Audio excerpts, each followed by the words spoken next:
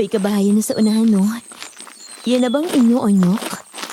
Opo, yan na nga yun, Ate Lynette. Mabuti naman, makakapagpahinga na rin tayo. Pagod na ako eh.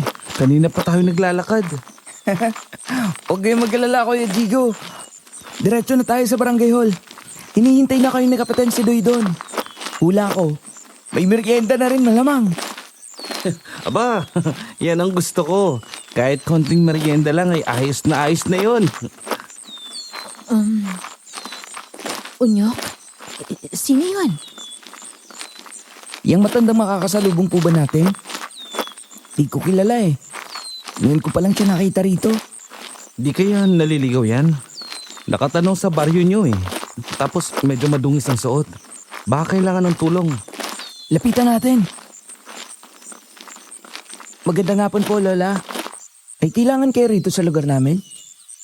Hindi siya sumasagot. Lola? Sino po ba kayo? Pasensya na po. Pero ngayon ko pa lang kasi kayo nakita rito. Baka lang po may maitulong kami. Dilobyo. Dilubyo? Isang dilobyo ang parating. Isang dilobyong wawasak sa kasumpa-sumpang baryong ito. Ano po bang sinasabi niyo, Lola? Marami ang mamamatay. Marami ang mamamatay dahil sa bagyo.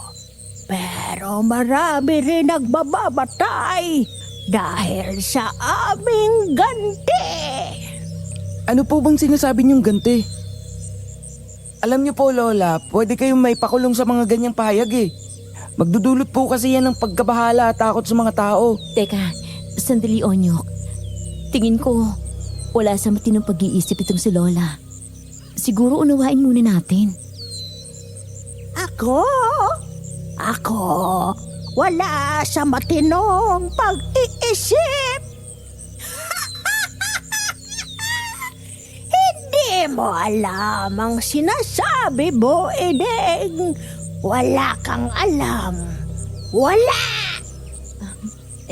Lola, baka po gusto niyong sumama muna sa amin?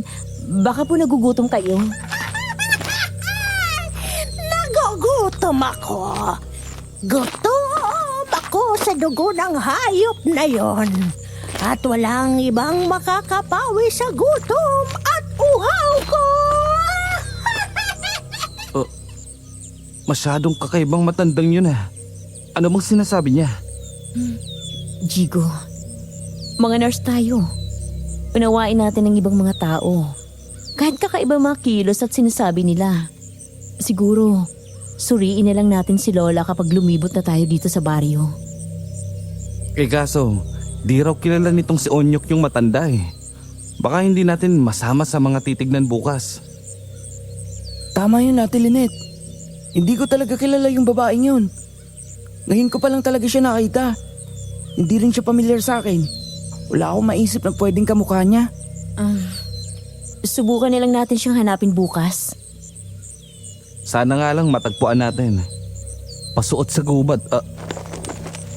Saan na yun? Oo nga. Wala na nga siya sa nilakaran niya. Saan na ba napunta yun? Ang bilis naman yata niyang maglaho. Baka naman nalingat lang tayo. Nandiyan lang siguro yun. Pwede rin namamaligno tayo. Kaya kung ako sa inyo, tara na. Pumunta na tayo sa barangay hall at nang makakain at makapagpahinga na tayo.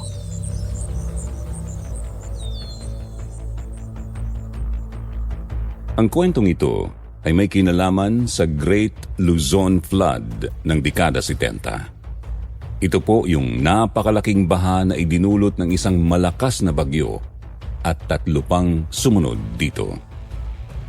May sabi-sabi pa nga noon na sa sobrang laki ng baha, pwede ka nang mamangka mula sa Manila Bay papuntang Lingayen Gulf. Itong baha na ito pa lang ay bangungot na para sa maraming taga-Luzon. Subalit mas matinding hilakbot ang naranasan ng aking Lola Lynette na dalaga pa noon dahil sa mga aswang sa baha. Pakinggan po ninyo itong ipinadala kong kwento para malaman ninyo kung anong uri ng mga halimaw ang kinaharap nila. Pero siyempre, siguraduhin ninyong mag-subscribe sa Sitio Pangil para manatili kayong updated kapag may bago silang upload.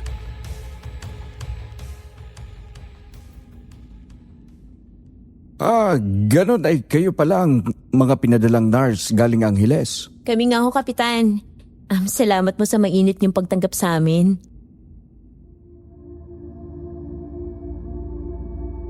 Ang dalagang si Lynette ay isang public nurse. Ilang araw bago ang bagyo ay bumiyahe sila ng kanyang kasamang si Jigo mula Angeles, Pampanga. Pumunta sila sa isang medyo liblib na baryo. Susuriin nila ang kalusugan ng mga tao roon. Mga bata, matatanda at may mga kapansanan.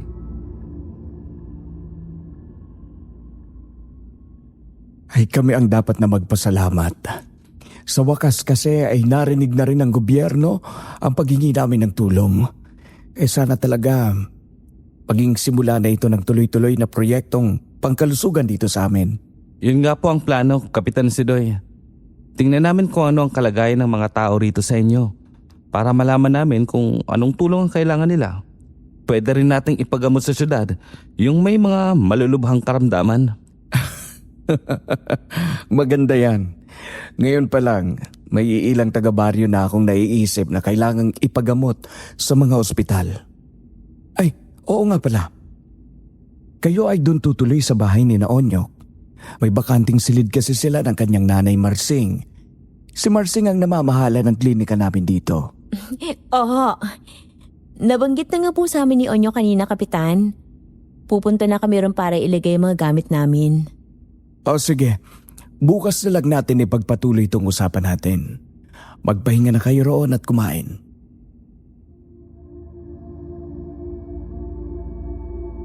Nakapagpahinga naman sila ng maayos nung gabing yun. Nang sumunod na araw nga ay maaga silang nagsimulang maglibot-libot sa baryo. Sinuri nila ang kalusugan ng mga taga roon, lalo na ng mga bata, mga may karamdaman at mga may kapansanan. Buong araw silang nag-ikot-ikot hanggang sa sumapit ang 5:00 ng hapon.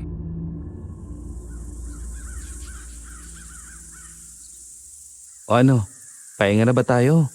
Bukas na lang natin ituloy yung iba. Konti na lang naman eh. Sige. Mukhang uulan na rin eh. Makulimlim ang langit. Pero teka sandali, Onyo, ano bang meron dyan banda? Dyan ba? Babuyan ni Mang Lorenzo, kuya. Isang matandang mag-isang nakatira sa kanyang bahay. Baka naman kailangan din namin siyang matignan kung ganon. Kung mag-isa na lang siya sa buhay, baka may nakatago na pala siyang karamdaman. Tapos di lang napapansin ng trabahador niya. Oo nga, medyo marami na rin kasi kaming nahawakang ganyang kaso. Yung mga matatandang mag-isa na sa buhay, tapos may malalang sakit na pala. Pwede naman natin siyang puntahan kung gusto ninyo. Pero, malakas pa naman si Manong eh. Kaya pa nga niya magbuhat ng isang buong baboy. Buti nang matingnan para sigurado. Tsaka, magpapaalam naman kami sa kanya kung papayag siya. Sige, puntahan po natin. Mabait naman yun eh. Medyo misteryoso nga lang. Misteryoso? Paanong misteryoso? Ayaw kasi niya may kahit sino na nakakapasok sa mansyon niya. Kahit mga trabahador niya sa babuyan, bawal. May ganon? Mansyon tapos bawal pasukin ng kahit na sino? Kaya hinahinala yata yan, Onyok. Yun nga eh. Pero yun nga, mabait naman si Mang Lorenzo. Mapagbigay at matulungin. Magiliw din sa mga bata rito. Kaya lahat kami, nire-respeto yung gusto niya. Eh kung ayaw niyang magpapasok ng kahit sino ron, paano natin siya makakausap? Pwede naman dun sa maliit na parang opisina niya, ate. Doon niya kinakausap yung mga bibili ng baboy. Kahit yung mga nagbebenta ng pagkain sa mga baboy, doon din niya hinaharap. Lumakad nga sila papunta sa babuyan. Sa mga oras na yon ay saktong paalis na ang mga tauhan ng babuyan. Pero hinarap naman sila ni Mang Lorenzo. Pinapasok nga sila nito sa kanyang opisina.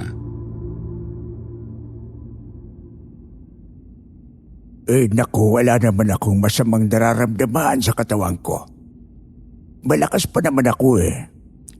Pero kung sakali mang makipagtagpo na nga sa akin si kamatayan, wala naman akong magagawa rot sa ayaw at sa gusto ko. Sa totoo lang po, Mang Lorenzo, bilib ako sa mga matatandang katulad ninyo. Mukhang napakalusog at napakalakas niyo pa nga po eh. Pero baka naman gusto niyong tingnan pa rin namin kayo. Para lang ba masigurado tayo? Sige na nga. Makakatanggi ba naman ako sa pakiusap ng isang pagkaganda-gandang dilag? Manong? Biro lang. Pero sige, papayag ako. Kukuhanan niyo lang naman ako ng presyon ng dugo, hindi ba? Opo, Mang Lorenzo. Tapos, kukunin na rin namin ang timbang nyo at tangkad ninyo. Walang problema. Maliit na bagay lang naman. Tsaka pumapayag ako kasi medyo hawig mo ang mukha ng aking namayapang anak, Ineng. Talaga po? Oo. Ang unika iha kong si Rosalina. Namatay sila ng asawa ko siguro mga 30 taon na rin ang nakakaraan. Bago pa ako lumipat dito sa baryong ito. Bakit naman po sila namatay, Manong? May sabihin natin, may nangyari lang na hindi maganda sa pamilya namin. At may kasalanan ako ron. Siguro po. Huwag na nating ungkatin yan, Manong. Ayaw naman namin sumama ang pakiramdam nyo eh. Pasensya na kung bigla akong naging maramdamin. Pero, ayun, dito lang tayo sa opisina ko. Ayos lang ba sa inyo yon? Opo, Manong. Inayos ni Lynette at Jigo ang mga kakailanganing aparato para sukatin ang presyon ng dugo at timbang ni Mang Lorenzo. Habang naghahanda ay hindi mapigil ng dalaga na mailigid ang mga mata sa kinalalagyan nilang opisina. May mesa sa bandang gitna, meron ding mga upuan at isang tukador. Napansin din niyang may kakaibang mga nakaukit sa mga sulok ng dingding ng kwartong yun. Bilog na may kung anong mga marka at mga salitang di niya maintindihan. Nagulat na lang siya nang magsalita ang kasamang si Jigo.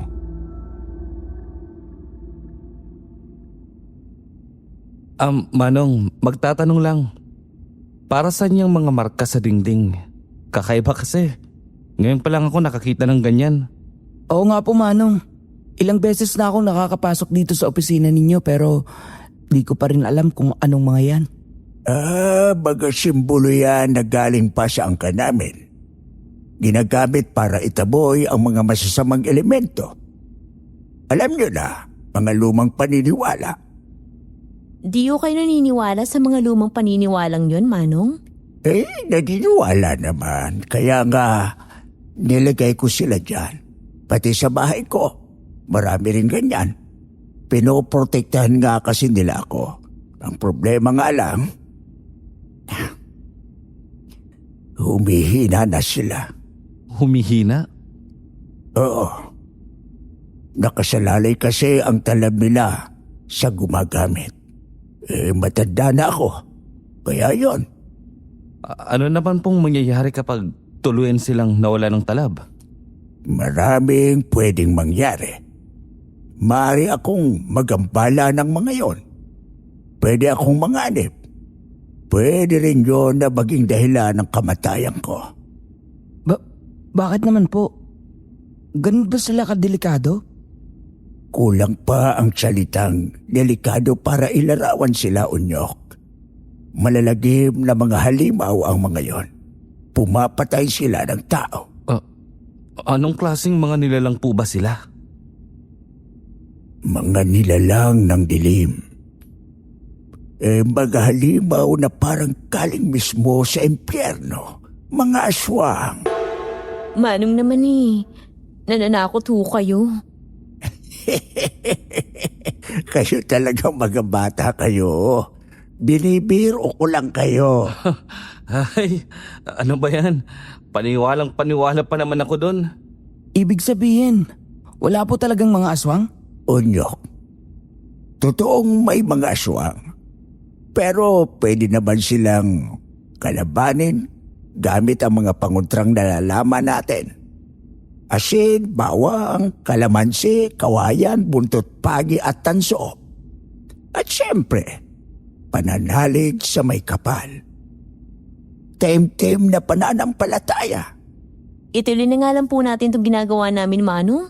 Kinakabahan na ho ako sa inyo eh. Pasensya naman. Minsan na lang akong dalawin ng mga kabataan dito eh. Si Lynette ang kumuha ng presyon ng dugo ng matanda. Pero hindi tuluyang maisantabi ng isip niya ang mga narinig tungkol sa aswang. Pansin kasi niyang hindi lang simpleng nagbibiro si Mang Lorenzo. Ramdam niyang may pinanggagalingan ang mga sinasabi nito. Mukhang tama nga kayo. Malusog at malakas nga ang pangangatawan niyo, Manong. Kita nyo na. Ayaw nyo kasing maniwala sa akin eh. Malusog at maayos pa ang pangangatawan ko. Naku, lagot. Umulan na nga. Mauuna na po kami, Mang Lorenzo. Baka lalo pang lumakas ang ulan eh. Saglit lang. May ibibigay lang ako sa iyo, Ineng. Paalis na sana sina Lynette nang may kinuha ang matanda mula sa drawer ng kanyang tokador. Isang maliit na telang supot na kulay pula. Binuksan niya yon at kinuha ang isang pares ng hikaw, gawa sa tanso at hugis bilog.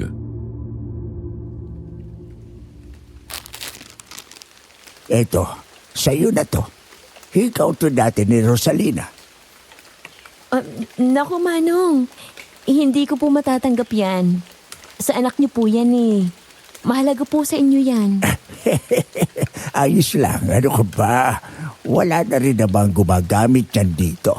Isa pa, marami naman akong alaala ng anak ko sa bahay eh. Kaya sige na, tanggapin mo na yan. Magtatampo ako kapag tumanggi ka. Sige na nga po. Pero salamat po dito ha, Manong. Aalagaan ko po ito. Sige na, lumakad na kayo at baka lumakas pa ang ulan. Mag-iingat kayo ha. At habang naandito kayo sa baryo, libre kayong dumalaw dito sa opisina ko. Pwede nga kayong mananghalian dito bukas kung gusto nyo eh. Nako, gusto ko yan. Salamat po, Manong. Dali-dali na silang nagligpit at lumabas ng bahay. Sumalubong sa kanila ang medyo mahina pang ulan, subalit nang nasa bakuran na sila ay napalingon si Lynette sa mansyon ni Mang Lorenzo. Nakatayo iyon sa loob lang din ng lupa ng matanda. Nasa kabilang gilid mula sa babuyan. Gawa po iyon sa kahoy at talatang luma na. Siguro ay tinayo pa noong panahon ng mga Espanyol. Pansin niyang may makapal na kandado sa pinto nito at sarado pati ang mga bintana. May puno rin ng talisay sa tabi nito.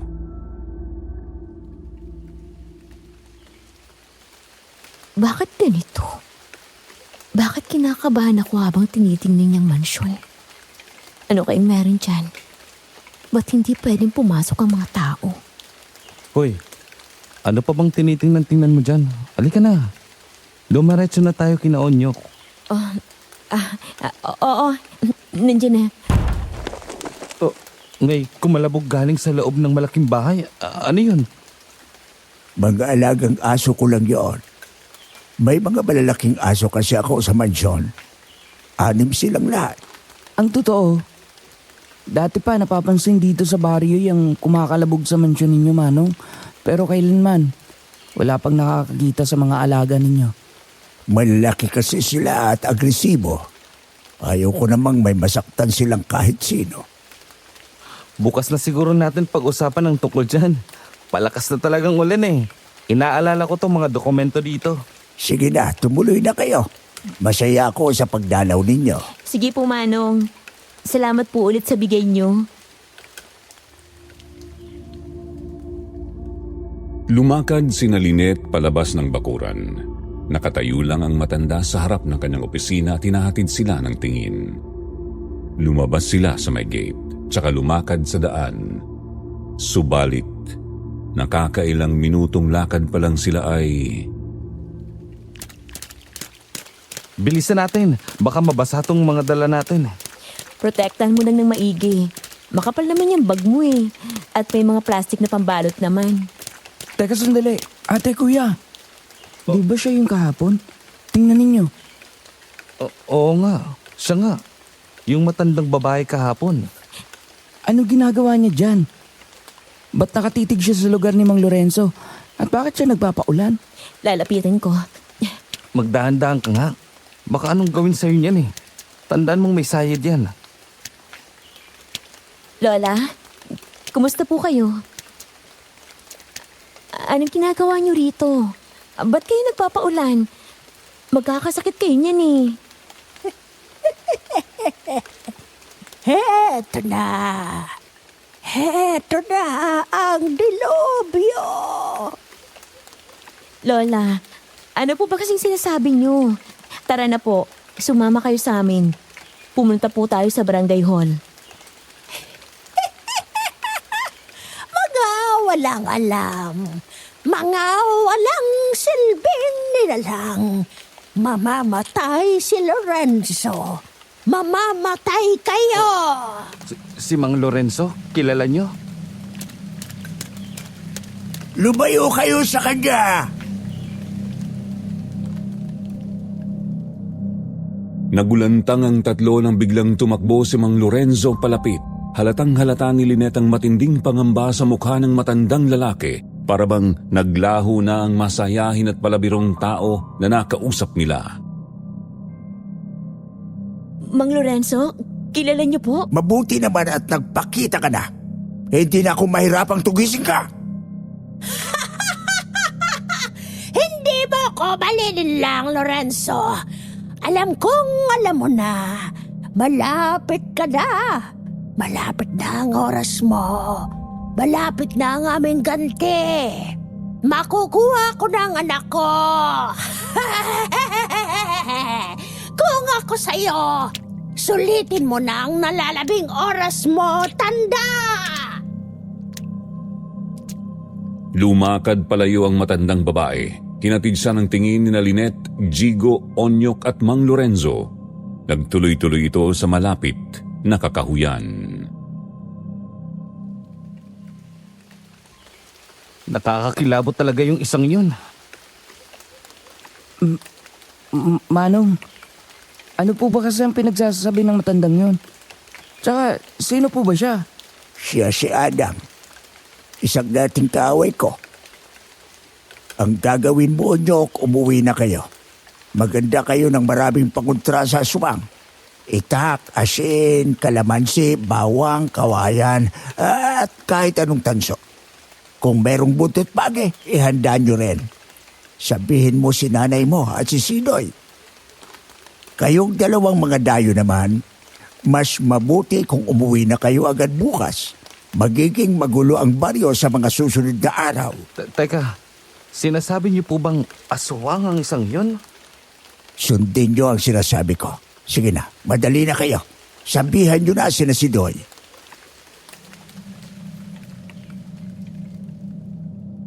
Pagkasabi noon ay mabilis na tumakbo si Mang Lorenzo pabalik sa kanyang bahay. Silang tatlo naman ay agad nang dumiretso sa barangay hall para kausapin si Kapitan Sidoy.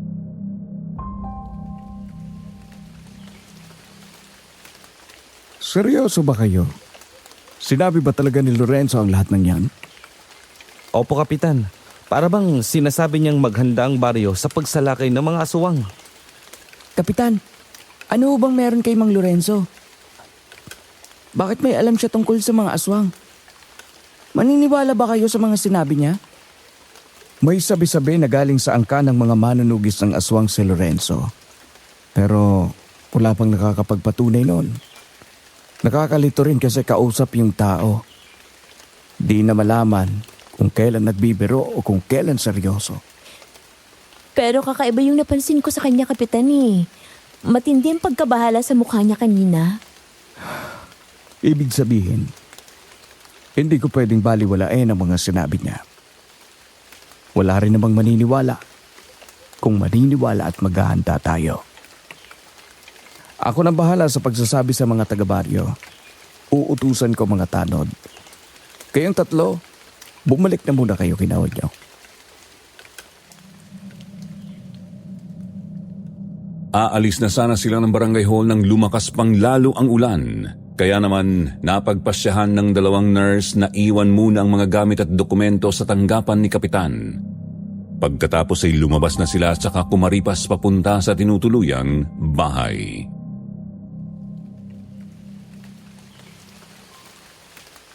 Paano naman tayo maghahanda ng mga pangontra ay napakalakas ng ulan sa labas?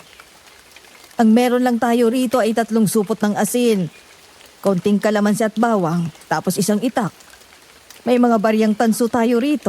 Ewan ko kung pwede na ba ito. Lalabas ako, Nay. Susubukan ko maghanap ng dagdag na mga pangontra. Sasama na po ako, Aling Marsing. Para naman may kasama tong si Onyok. Sige, pero bumalik kayo kaagad. Huwag kayong magtatagal ha. Lalo kapag nanatiling masama ang panahon o kapag lumakas pa ang ulan.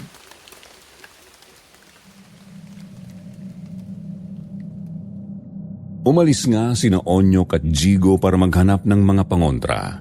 Sina Lynette at Aling Marsing naman ay siniguradong saradong-sarado ang bahay para walang makapasok na tubig.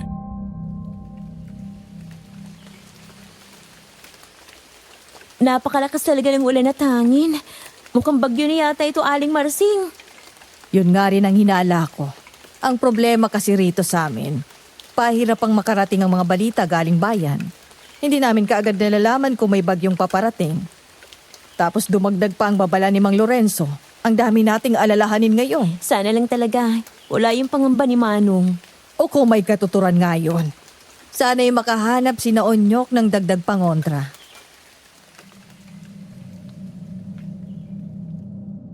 Naghanda sina Lynette ng hapunan habang naghihintay kina Jigo at Onyok. Malakas pa rin ang ulan nun, subalit naluto na lamang at lahat ang nilagang baboy, hindi pa rin nakakabalik ang dalawa. Nakaupo na nun si Lynette sa may kusina, pinagmamasda ng hikaw na bigay ni Mang Lorenzo.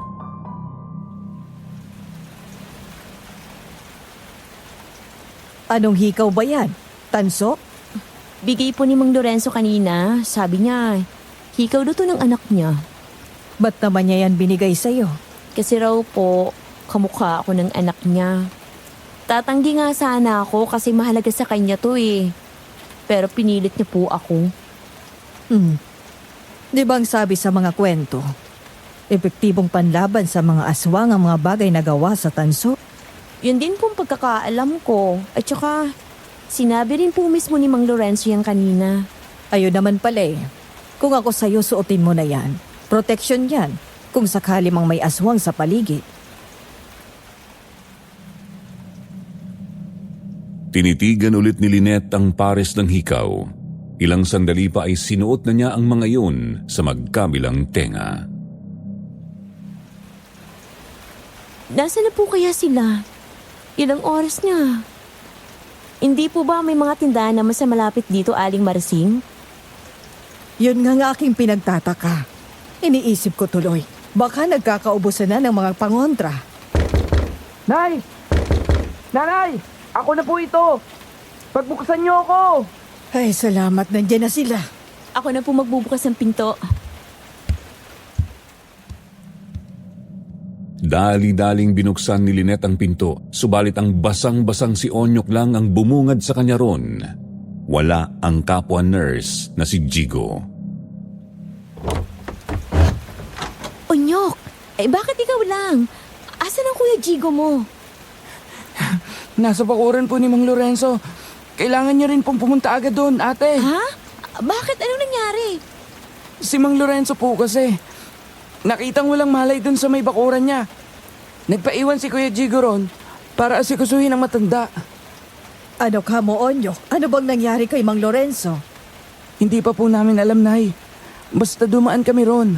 Kasi wala kaming mahanap na pangontra. Kaso, nadatnan na lang namin siyang walang malay sa bakuran niya. Diyos ko. Sige, pupunta ka agad ako.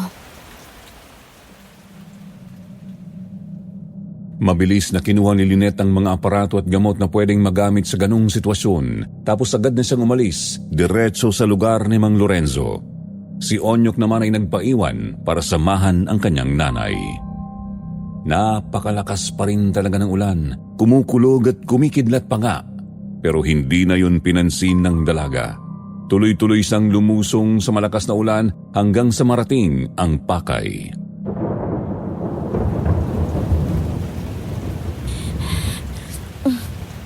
Magandang gabi ho, Manang. Nasaan po si Mang Lorenzo at yung kasama kong nurse na naglilibot-libot kanina? Ay, nasa klinika na sila ng barangay.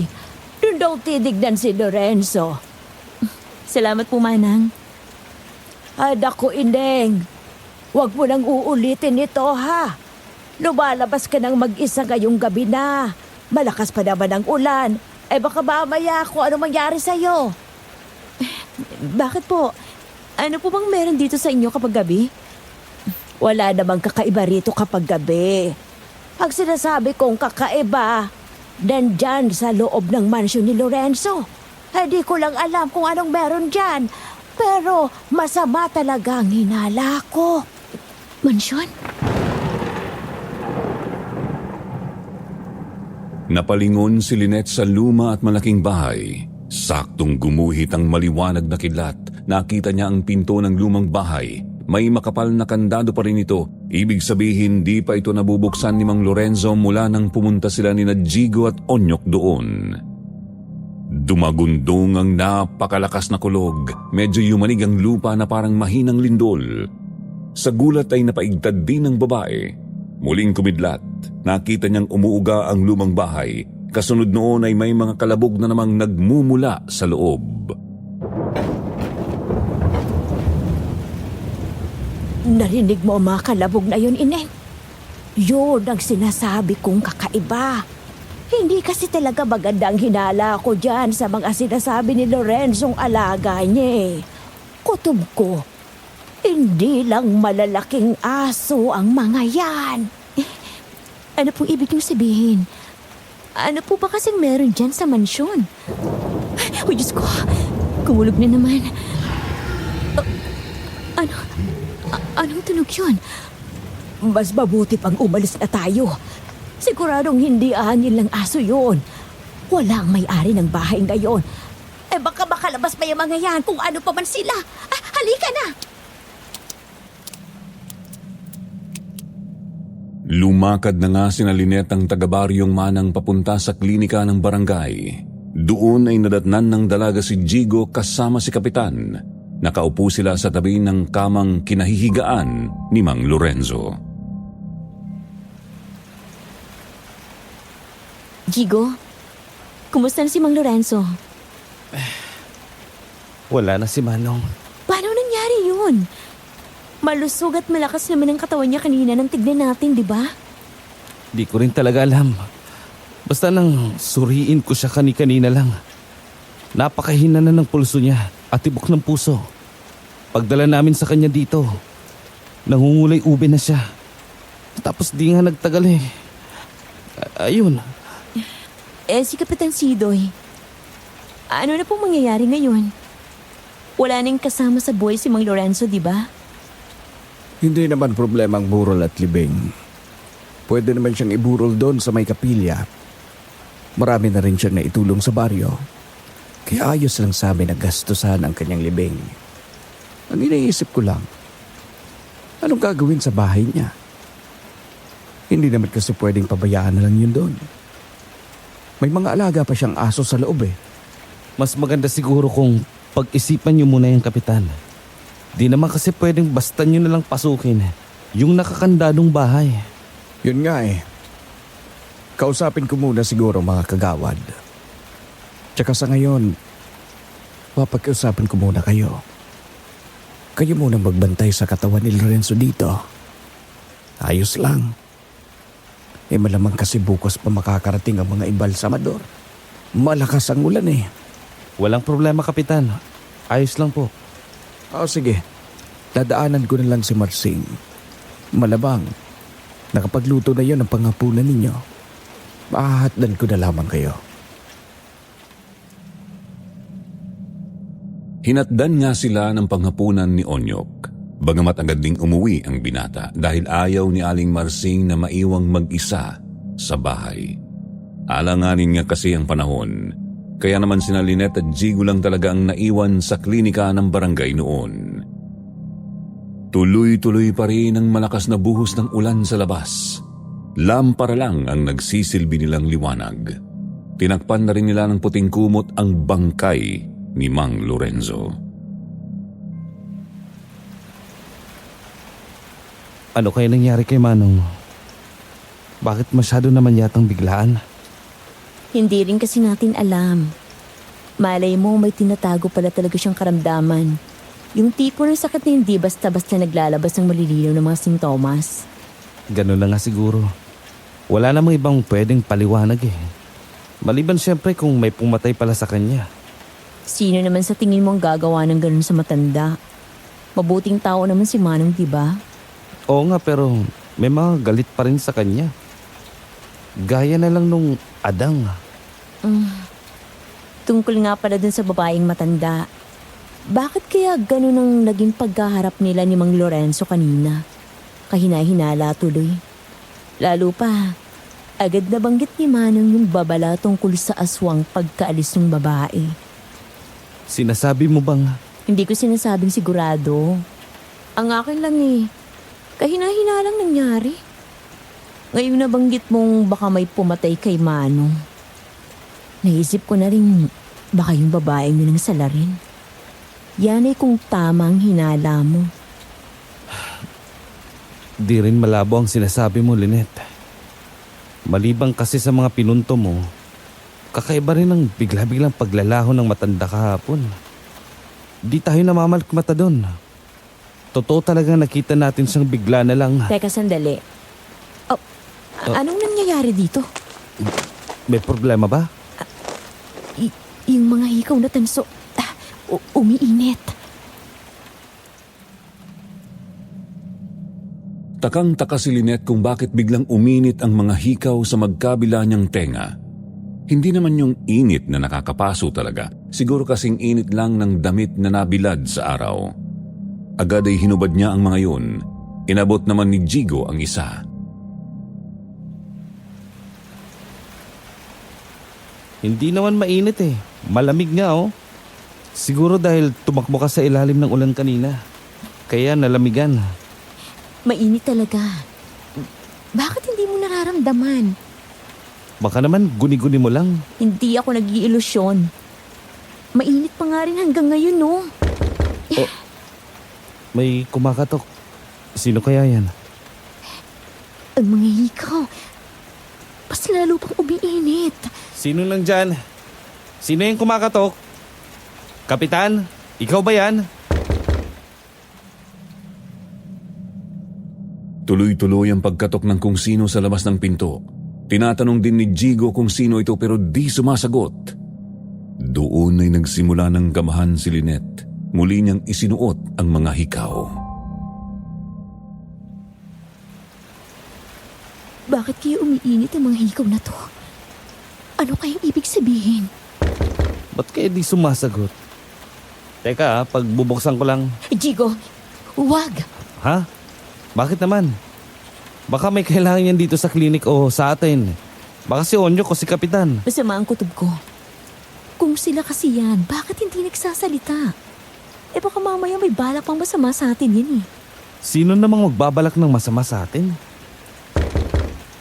Hindi ka naman pagbubuksan kung hindi ka magsasalita. Sino ka ba? Magsalita ka. Hindi kami natatakot sa'yo. Hindi pa rin talaga... kinakalampag niya ng pinto. Nasisira na bang ulo niyan? Sinabing hindi namin bubuksan yan hanggat hindi ka nagsasalita. Sino ka ba kasi? May nagtatatakbo sa labas. Kinakabahan talaga ako, Jigo. Mukhang pinaglalaroan tayo ng kung ano. Diretsuhin mo na nga ako, Lynette. Ano bang kutob mo? Aswang yan. Pilit pinag-uugnay-ugnay ni Lynette ang mga bagay-bagay sa kanyang utak. Natatakot man siya sa naiisip ay isa lang ang posibilidad na lumulutang. Ang nasa labas ay ang aswang na marahil kalaban ni Mang Lorenzo.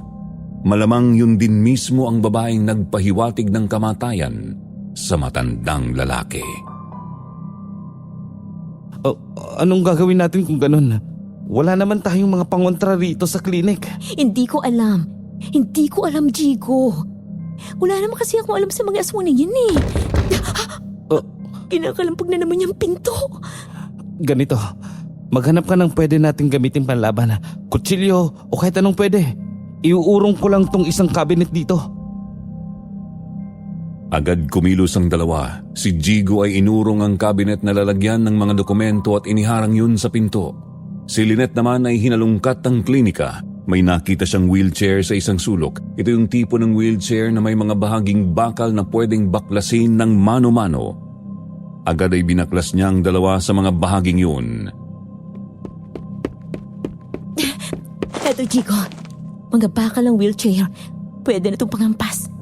May nakita rin ako malaking gunting na pwedeng panaksak. Pwede na yan. Akin na yung isang bakal.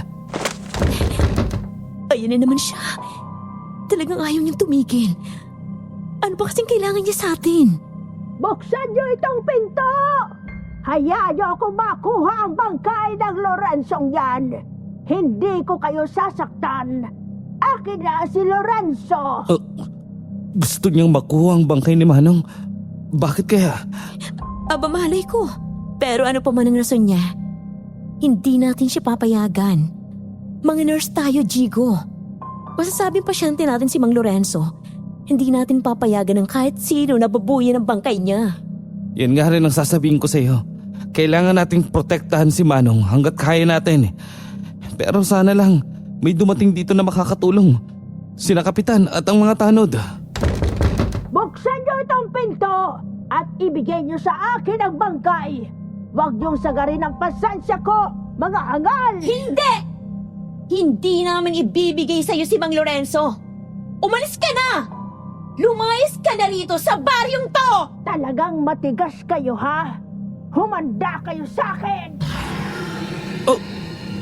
Anong klaseng hiyaw yun?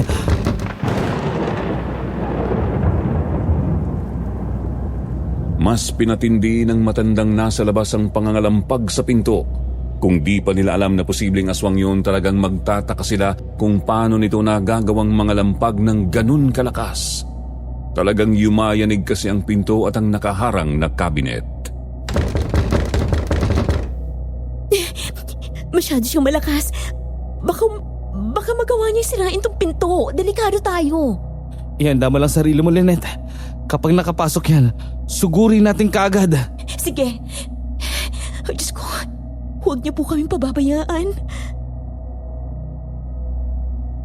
Sa pagdaan ng mga sandali ay patindi ang kabog ng puso ng dalaga. Di niya maiwasang manginig sa takot. Ramdam niya pa rin ang mainit na hikaw sa magkabilang tenga, subalit di na niya yun gaanong pinapansin. Hanggang sa nagulantang na lamang sila nang mabaklas ang pinto palabas. Napakabilis ng mga sumunod na nangyari. Agad na bumugso ang malakas na ulan papasok, natamaan at namatay ang lampara. May kung sinong tumulak sa kabinet kaya ito umurong patagilid. Oh, Diyos ko! Andiyan na siya! Bahala na to. Hetong sa'yo! Yeah! Jigo! Mag-iingat ka! Halimaw yan! Napakadilim ng mga sandaling yun. Maulan sa labas at wala ng lampara sa loob. Kaya naman di na nila makita ang paligid at ang kung anong nilalang na nasa pinto. Gayunpaman ay pinilit pa rin ni Jigo na sumalakay habang nakaamba ang bakal na galing sa wheelchair. Napakalaki mong hangal! Jigo! Anong nangyayari? Jigo! Jigo! Hindi! Hindi! Andiyan na siya! Hindi na alam ni Lynette ang mga nangyayari. Basta narinig na lang niyang napasigaw si Jigo at mukhang palayo ang boses nito. Sunod ay may narinig siyang mga yabag sa sahig na nabasa ng ulan. Agad ay nanayo ng husto ang balahibo ng dalaga nang mapagtantong papalapit sa kanya ang halimaw. Tuluyan siyang nanigas sa may pintuan ng kwartong kinalalagyan ni Mang Lorenzo. Sa kasamaang palad ay kurtina lang ang nakatabing sa pintuang yun. Diyan ka lang. Diyan ka lang. Huwag kang lalapit sa akin. Huwag kang lalapit. May hawak akong bakal. Hahampasin kita. Hahampasin kita kapag lumapit ka. Sa palagay mo ba, may magagawa yung laruan mo sa akin? Wala. Wala kang magagawa laban sa akin. Wala kayong magagawa.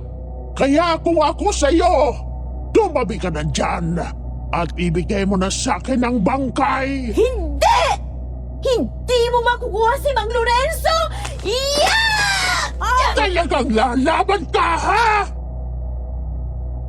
Nang makabuelo, agad inamba ni Lynette ang hawak na bakal sa aswang. Subalit dumaplis lamang ito. Hindi na naramdamang tumama.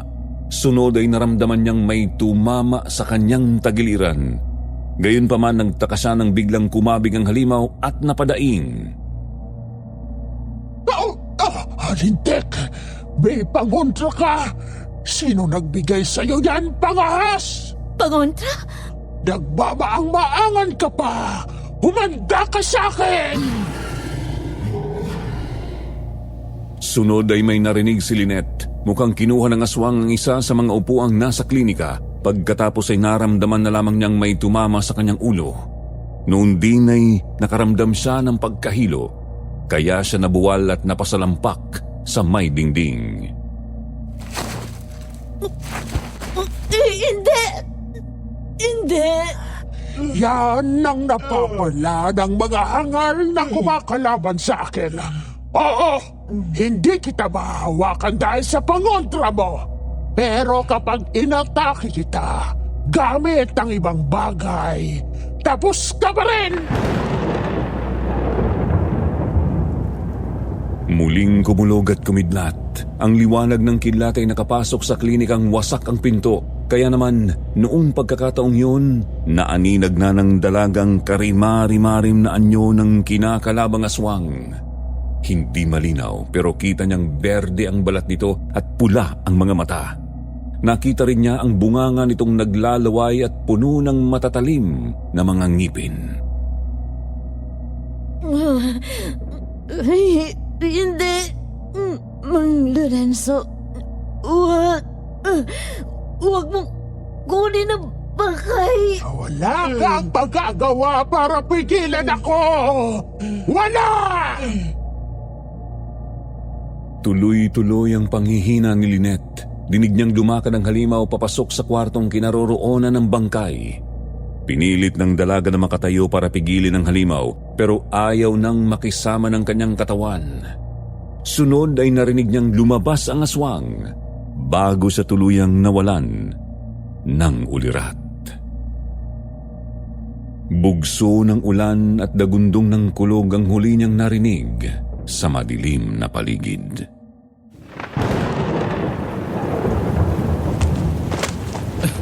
Lynette! Lynette, gumising ka! Gumising ka, ano ba? Hoy! Lynette! Oh. Lynette! Nasaan ako? Digo? Napakadilim pa rin nang magising si Lynette. Tinatapik-tapik ni Jigo ang isa niyang pisngi. Nagtataka ang dalaga kasi basang-basa na ang pakiramdam niya sa kinasasalampakang sahig.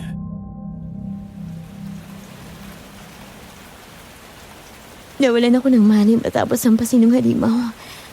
Ano na bang nangyari? Kailangan na nating lumikas dito. Tumataas ang tubig. Binabaha ang baryo. Ano ka mo? Binabaha pala dito sa baryo na to. Hindi ko alam pero kailangan nating mahanap at makausap si Kapitan. Nakakatakot. Hindi pa rin kasi tumitigil ang ulan. Baka tumaas pang lalo ang baha. Kahit medyo nahihilo-hilo pa rin si Lynette, pinilit niyang tumayo hanggang ibabaw ng talampakan ang tubig sa loob ng klinika. Subalit, nang lumabas sila sa bakuran ay umabot na ito sa bandang gitna ng kanyang binti. Napakadilim pa rin sa labas, maliban na lang sa mayat mayang pagkidlat. Kapitan! Kapitan Sidoy! Naririnig niyo ba kami? Kahit sino sa inyo, may nakakarinig ba sa akin? Tulong! Nasaan ba kayo? Kapitan! Mukhang walang nakakarinig sa atin. Siguradong abala ang mga tao sa pag-aasikaso ng kanilang mga sarili. Anong gagawin natin? Delikado kung magpapalakad-lakad tayo dito sa baha. Baka magkasakit tayo. O di kaya naman, magkamali tayo ng hakbang at malunod. Dagdag problema rin kasi itong dilim ng paligid. Bumalik tayo dun sa klinika. Wala tayong ibang pwedeng pagtaguan kundi doon. Bumalik nga ang dalawa sa klinika ng barangay. Sira na ang pinto nun sa harap kaya dumiretso sila sa kwarto ng mga pasyente. May 2 kama roon. Tig-isa sila ng pinatungan. Wala na roon ang bangkay ni Mang Lorenzo.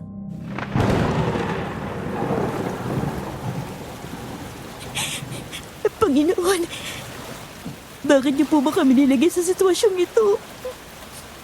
Tulungan niyo naman po kami pakiusap. At patigilin niyo na po ang pag-angat ng tubig. Nakikiusap po ako sa inyo. Dumaan ang mga oras. Hindi pa rin tumitigil ang ulan at ang pagtaas ng tubig. Makakaligtas pa kaya tayo rito? Kapag dito tumigil, lalamunin na ng baha ang mga kama. Manalig lang tayo. Manalangin ka lang din, Jigo. Wala rin naman akong ibang magagawa eh. Oo nga pala. Ano bang nangyari kanina nung dambahan mong halimaw? Hinablot niya ang braso ko. Tapos hinagis niya ako papuntang bakuran. Tumama ang bato ko. Kaya nawalan ako ng malay. Nauna lang akong magising sa iyo. Nahablot ang braso mo at hinagis ka niya? Nakakapagtaka naman. Ano nakakapagtaka ron? Napakalakas ng impaktong yun. Kaya madali niya akong nabalibag. Hindi yon. Ang ibig kong sabihin, hindi niya ako magawang hablutin. Nung hinampas niyang tagliran ko, mabilis niyang kinabig ang kamay niya. Tapos nainis siya. Kasi may pangontra daw ako. Sa naiintindihan ko, yun ang dahilan kung bakit hindi niya ako mahawakan. Ba't ka hinimatay? Hinambalos niya ako ng upuan. Tinamaan ako sa ulo. Ang di ko lang maintindihan, anong sinasabi niyang pangontra? Wala naman tayong dala. Ano nga ba? Hindi kaya... Iyang tansong hikaw. Ang hikaw? Oo nga no. Mainit pa rin ba? Hindi na. Pangkaraniwan na lang. Hindi kaya umiinit yan kapag may malapit na aswang. Gaya na nangyari kanina. Tapos, ikaw lang makakaramdam kasi ikaw na ang may-ari niyan ngayon.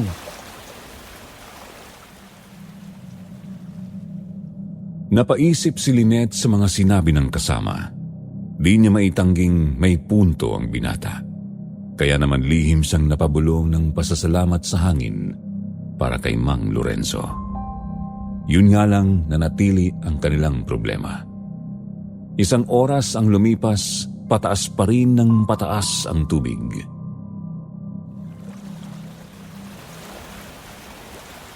Lynette, tumataas pa rin talaga ang tubig. Nalagpasan na ang kama. Hindi na tayo ligtas dito. Umakyat na siguro tayo sa bubong. Wala na tayong ibang mapagpipilian eh. Sige, pero dalhin na natin itong mga bakal at itong gunting. Nakakatakot. Baka bigla tayong lapitan at dagitin ng mga aswang doon. Wala pa naman akong pangontra. Ikaw lang ang meron. Lumabas nga ang dalawa ng klinika at umakyat ng bubong. Napakalakas pa rin ng ulan pero tiniis na lang nila ang ginaw. Doon ay dinig nila ang pagsusumamo ng saklolo ng mga tao sa malayo.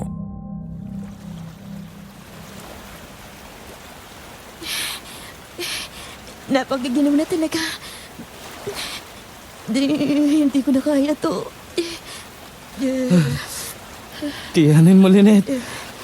Kaya natin to.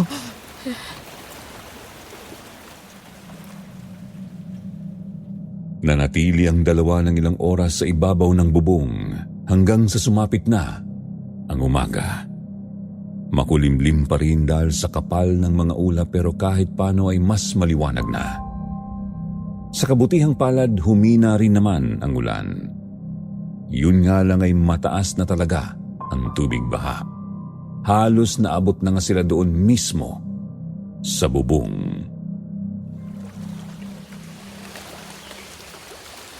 Mula dito, tanaw natin ang pinakamalapit na mga kabayan. Mukhang marami namang nakaligtas. Sana lang talaga. Walang napahamak. Lalo na mga bata. Maghintay na lang tayong may makalapit ng tulong dito. Wala na akong lakas para sumigaw. Isa pa, kahit marinig nila tayo, hindi rin naman sila lalapit ng basta-basta para lang sa atin. Mas mabuti nga kung uunahin nilang tulungan yung mga nangangailangan talaga. Kaya pa naman natin eh.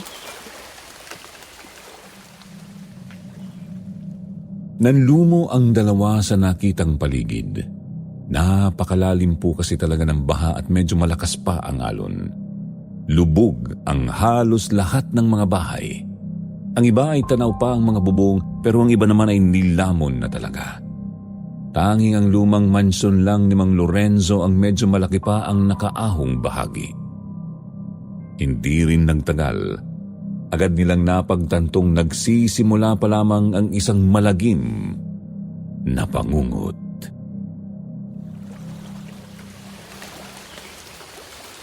Gutom na ako. Sana naman may makapaghagis ng pagkain man lang dito.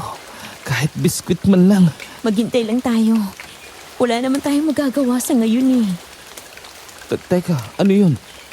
Ha? Saan? Ayun oh. Mukhang tao yata. Oo nga no. At may dugo? Susubukan kong abutin para makita natin. Natigilan ng dalawa sa nakita. May lumulutang na katawan ng tao. Nakataob ito kaya hindi nila makita ang mukha. Subalit, may napapansin silang dugo na humahalo sa tubig sa paligid nito. Naghintay pa sila ng ilang sandali. Nang anurin na ito palapit pa sa kanilang kinalalagyang bubong ay hinila na nga ito ni Jigo. Subalit, tuluyan silang nagimbal sa natuklasan.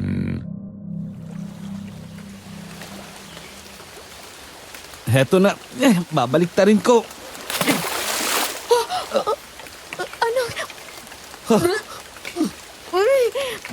Bakit ganyan ang itsura niyan? Butas ang sikmura.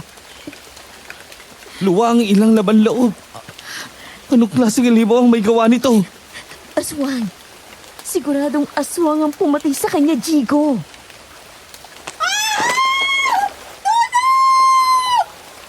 Ay, may humila sa kanya! Ayaw na ba na sa kanya papalayin? Ko! Ano kaya yun? Wala na lang siyang kinablo! Eto na naman. Umiinit na naman ang hiko. Hindi to maganda.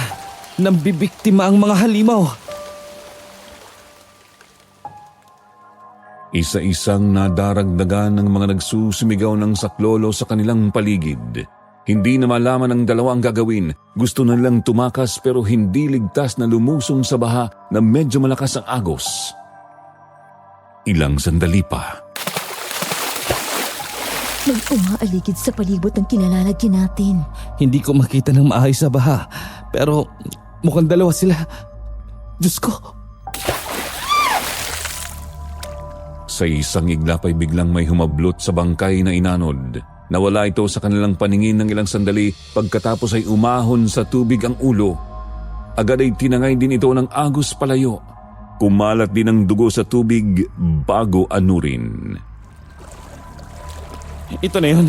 Magagamit na natin itong mga piraso ng bakal. Alisto ka, Lynette! Ikaw ang dapat mag-ingat. Lumayo ka sa gilid ng bubong. Dito ka sa may gitna. Kung tamang hinala natin, di nila ako basta mahahawakan. Ikaw ang nasa alanganin. Muling lumangoy ang dalawang di makitang nilalang sa tubig. Paikot-ikot sa kanilang kinalalagyan. Nasa bandang gitna ng bubong tumayo si Jigo. Si Lynette naman ay bandang gilid.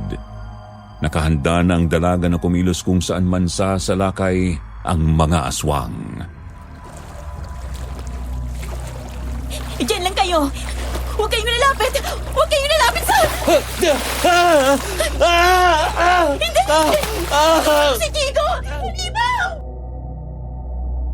Nalinlang sila ng mga aswang. Bigla na lang may berdeng nilalang na lumundag sa harap ni Lynette. Subalit, sa tubig lang din ito ulit lumagapak.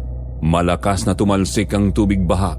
Kusang napapikit ang dalaga. At doon din ay nagulat na lang siya nang may humablot kay Jigo mula sa kabilang bahagi ng bubong.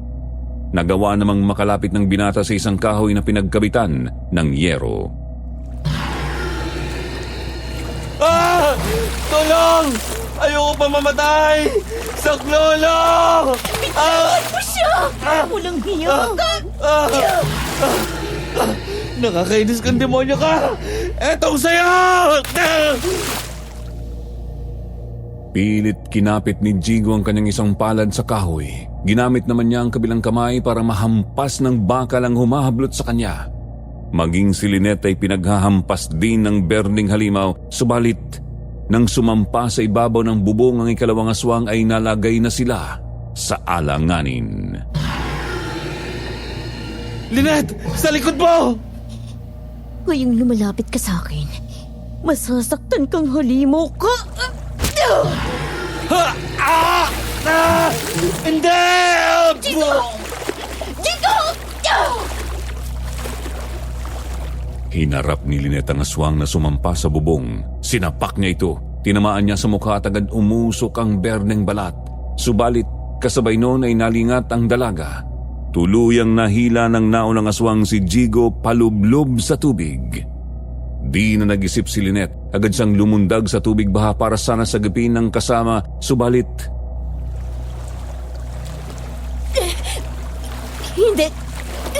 Hindi ko kayang agos! Matatangay ako! Hindi! Hindi! sadyang malakas ang bugso ng tubig na galing pa sa mas mataas na bahagi ng malapit na bundok. Kaya naman tuluyan ngang natangay ng baha si Lynette. Pinilit niyang hawakan pa rin ang piraso ng bakal para may panlaban pag kinakailangan. Sinubukan niyang makakapit sa mga malalagpasan niyang bahay at puno pero hindi siya nagtagumpay sa mga unang sandali. Hanggang sa natanaw na niya ang lumang mansyon. Ang mansyon ni Mang Lorenzo. Ang pinto ng mansyon. Nakalutong na sa tubig. Hindi maganda to. Baka... Bahala na. Sa talisay. Diyan ako kakapit. Sana maabot ko. Ay, Diyos ko. Pagbigyan niyo po ako, Diyos ko. Hindi nagtagal ay nakalapit na nga ang dalaga sa mansyon. Pinilit niyang itulak ang sarili papunta sa puno ng talisay na nasa tabi ng bahay hanggang sa nagawa niyang makakapit sa isang sanga nito. Bit-bit pa rin niya noon ng isang piraso ng bakal. Sa wakas, nakaahon din.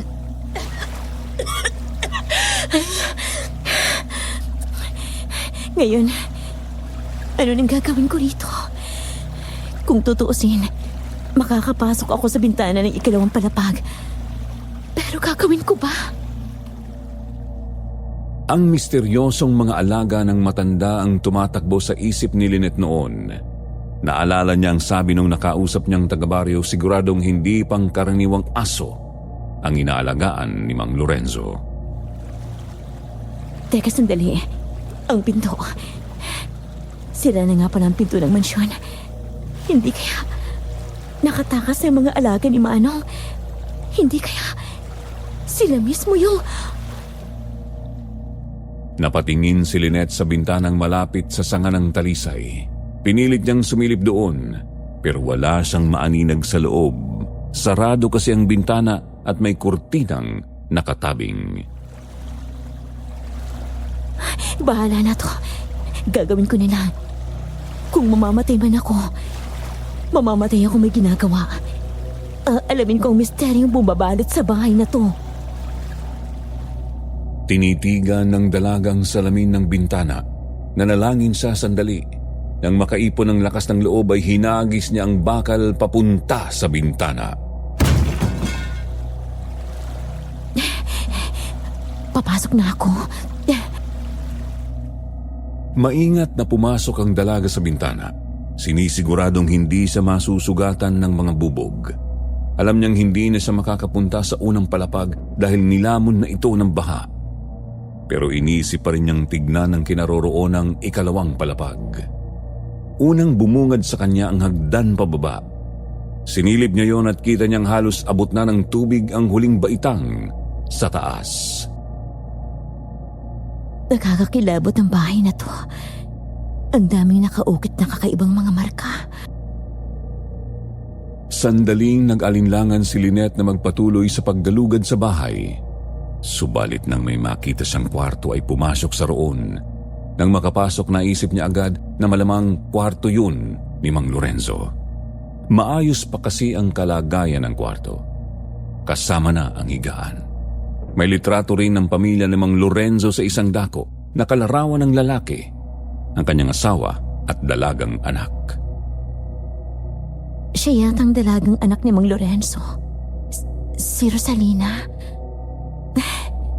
Mukhang magkahawig nga kami. Iba lang ang pananamit niya.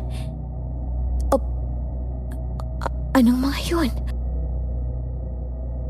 Mula sa larawan ay napalingon ang dalaga. Nakita niya ang isang bukas na kabinet. Sa loob ay nakita niya ang isang punyal na tanso, mga pinatulis na kawayan, mga botelya ng langis at isang buntot pagi.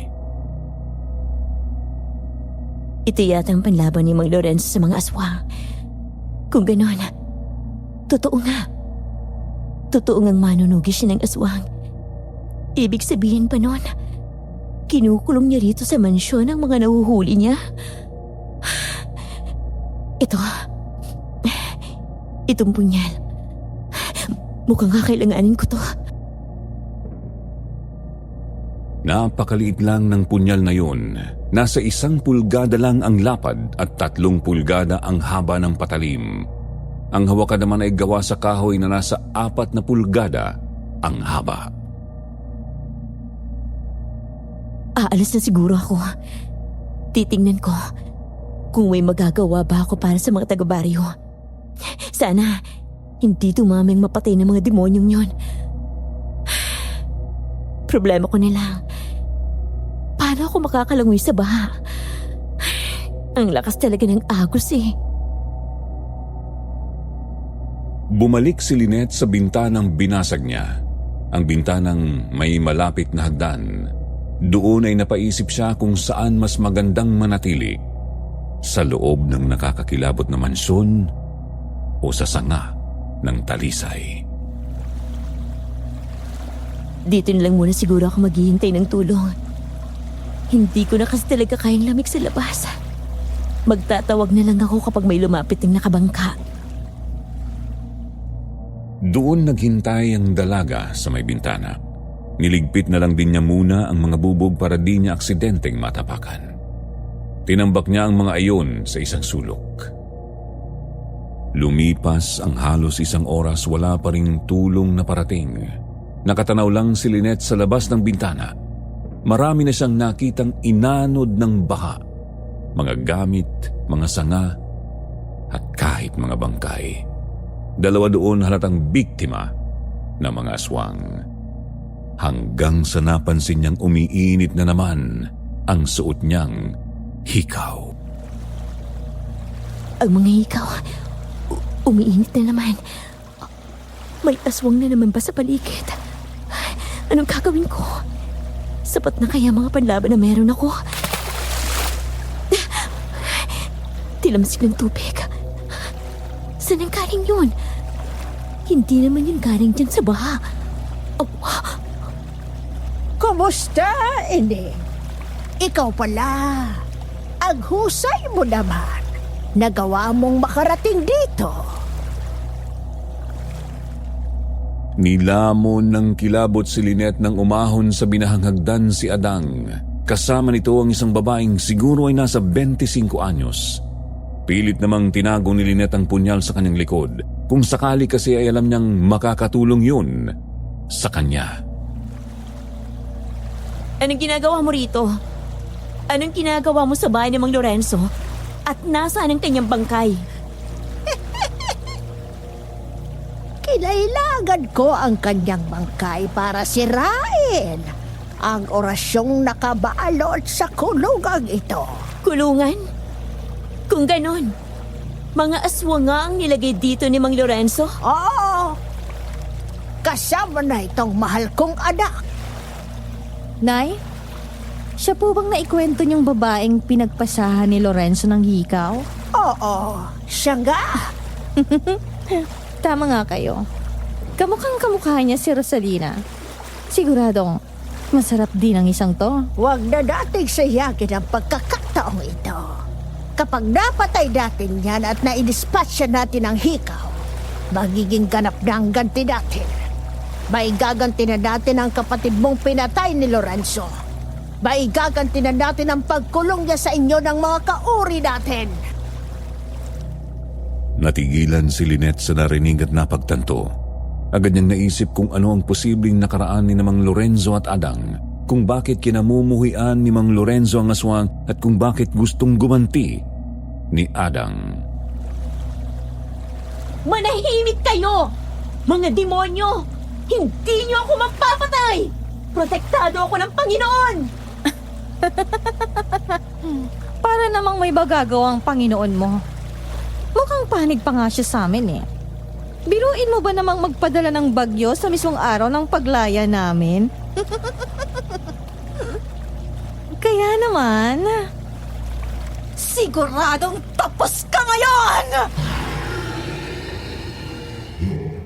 Nanlaki ang mga mata ni Lynette nang sa mismong harap niya ay unti-unting nagbago ng anyo ang anak ni Adang. Naging kulay berde ang balat nito at namula ang mga mata.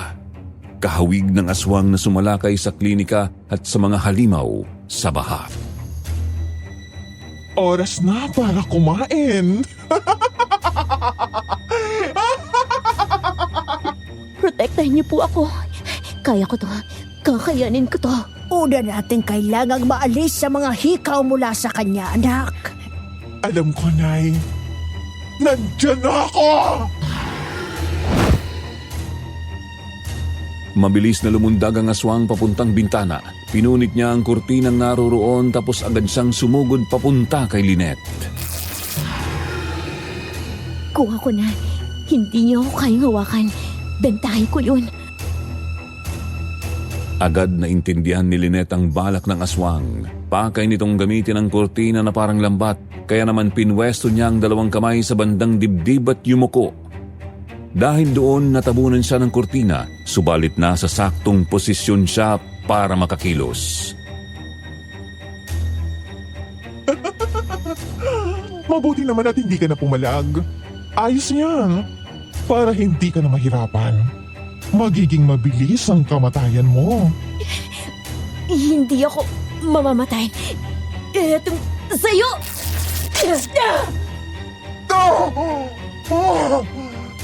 Hindi maaari! Nang dadambahan na sana siya ng halimaw, agad kumilos si Lynette. Dire-diretso niyang ginamit ang punyal para mapunit ang kurtinang nakabalot sa kanya at para masaksak ang dalagang aswang. Mabilis namang pinakawalan ni Lynette ang sarili mula sa nakabalot sa kanyang kurtina at agad siyang tumakbo. Kailangan ko makalayo. Hindi ko sila kakayanin. Nakakainis. Paubos ang lakas ko. Bumalik ka ritang babae ka! Pagbabayaran mong ginawa mo sa anak ko! Ilang sandali sa kanyang pagtakbo ay nakita niya ang kwarto ni Mang Lorenzo. Agad ay pumasok sa roon at kinandado niya yun mula sa loob. Buksan Papatayin mo ako, insekto! Buksan mo itong pinto! Buksan mo! Bakit ko bubuksan yung pinto? Eh, alam kong papatayin mo ko. Nag-iisip ka ba? Talagang ginagalit mo ako! Humanda ka kapag nahuli kita! Alam ni Lynette na hindi magtatagal mawawasak din ng aswang ang pinto. Pilit siyang umisip ng paraan. Kinalungkat niya ang kabinet na naroon. Kinuha niya ang mga bote ng langis. Hindi niya alam kung para saan yun. Basta binuhos niya ang iba sa mga iyon sa may pinto. Pagkatapos ay kinuha niya ang buntot pagi na nasa kabinet. Konti na lang! Konti na lang! Mahuhuli na kita, buisit ka! Malapit nang mawasak ang pinto. Wala na akong pagpipilian. Kailangan kong harapin ang demonyong yan. Heto na! Malapit na! Hetong sayo!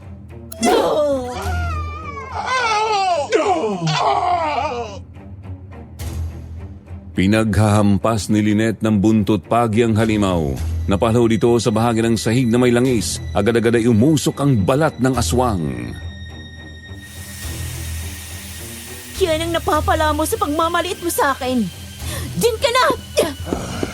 Bumalik ka dito! Bumalik ka rito, hayop ka!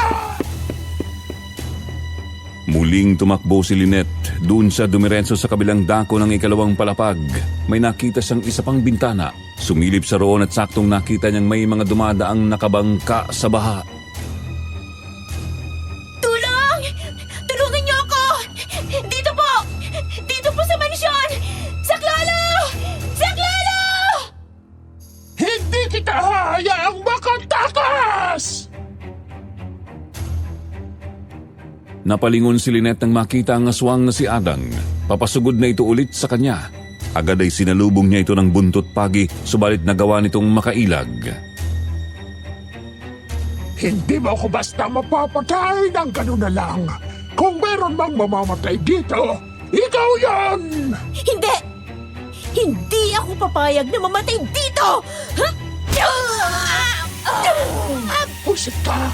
Busit ka! Ikaw yan! Nang makatsyempo, sinapak ni Lynette ang aswang na si Adang. Napaatras ito habang umuusok ang tinamaang pisngi. Subalit halatang ayaw pa nitong tumigil. Wala pa itong balak na basta na lang pakawalan si Lynette.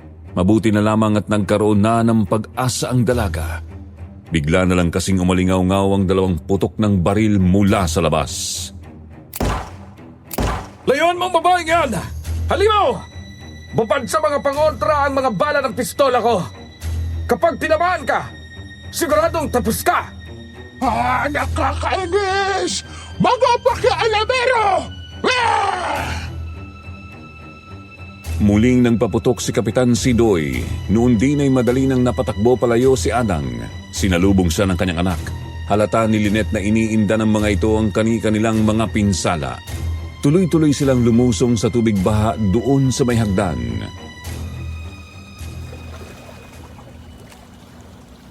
Patawarin mo ako, Lynette.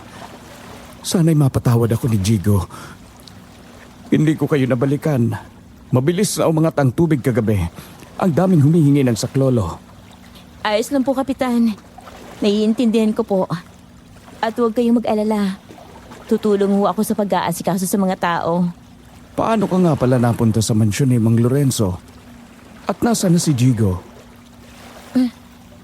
Mahabang kwento po. Napakahabang kwento. Pero si Jigo, wala na po siya. Napatay ng mga aswang. Sa totoo lang, marami na ang napatay ng mga aswang galing sa mansyon. Sayang lang, wala na si Mang Lorenzo para tugisin ang mga yon. Hindi na rin niya maipapaliwanag kung bakit kailangan pa niyang ikulong ang mga halimaw.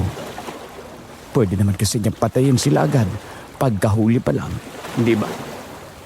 Ang dami nga rin hong tanong sa isip ko ngayon, Kapitan. Pero ayun nga ho, wala nang makakasagot sa mga ito. Siguro, babaunin ko na lang hanggang hukay.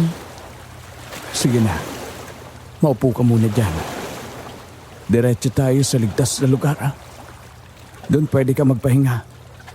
Magbihis at kumain ka muna. Tapos, aasahan kita sa pag-asikaso sa mga tao.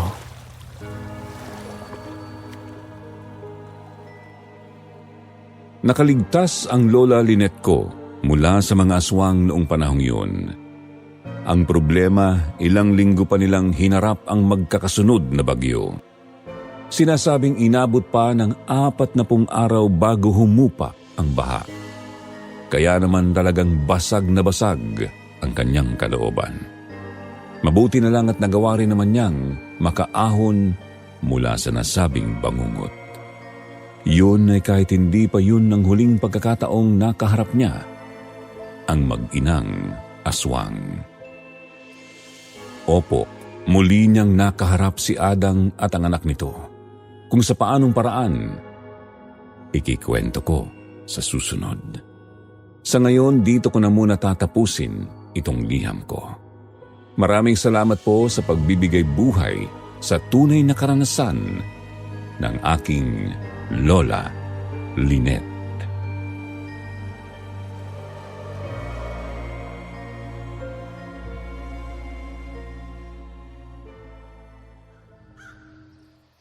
Magandang araw po. Mang Ingo. Tao po. Mang Ingo. Nariyan po ba kayo? Magandang araw naman, Melo. Saglit na natigilan si Mang Ingo nang makita ako. Bagay na ipinagtaka ko din, kaya naman natigilan din ako at hinintay na muling makapagsalita ang albularyo. Di nagtagal nang makabawi si Mang Ingo sa pagkabigla ay pinapasok niya kami sa munti niyang bahay.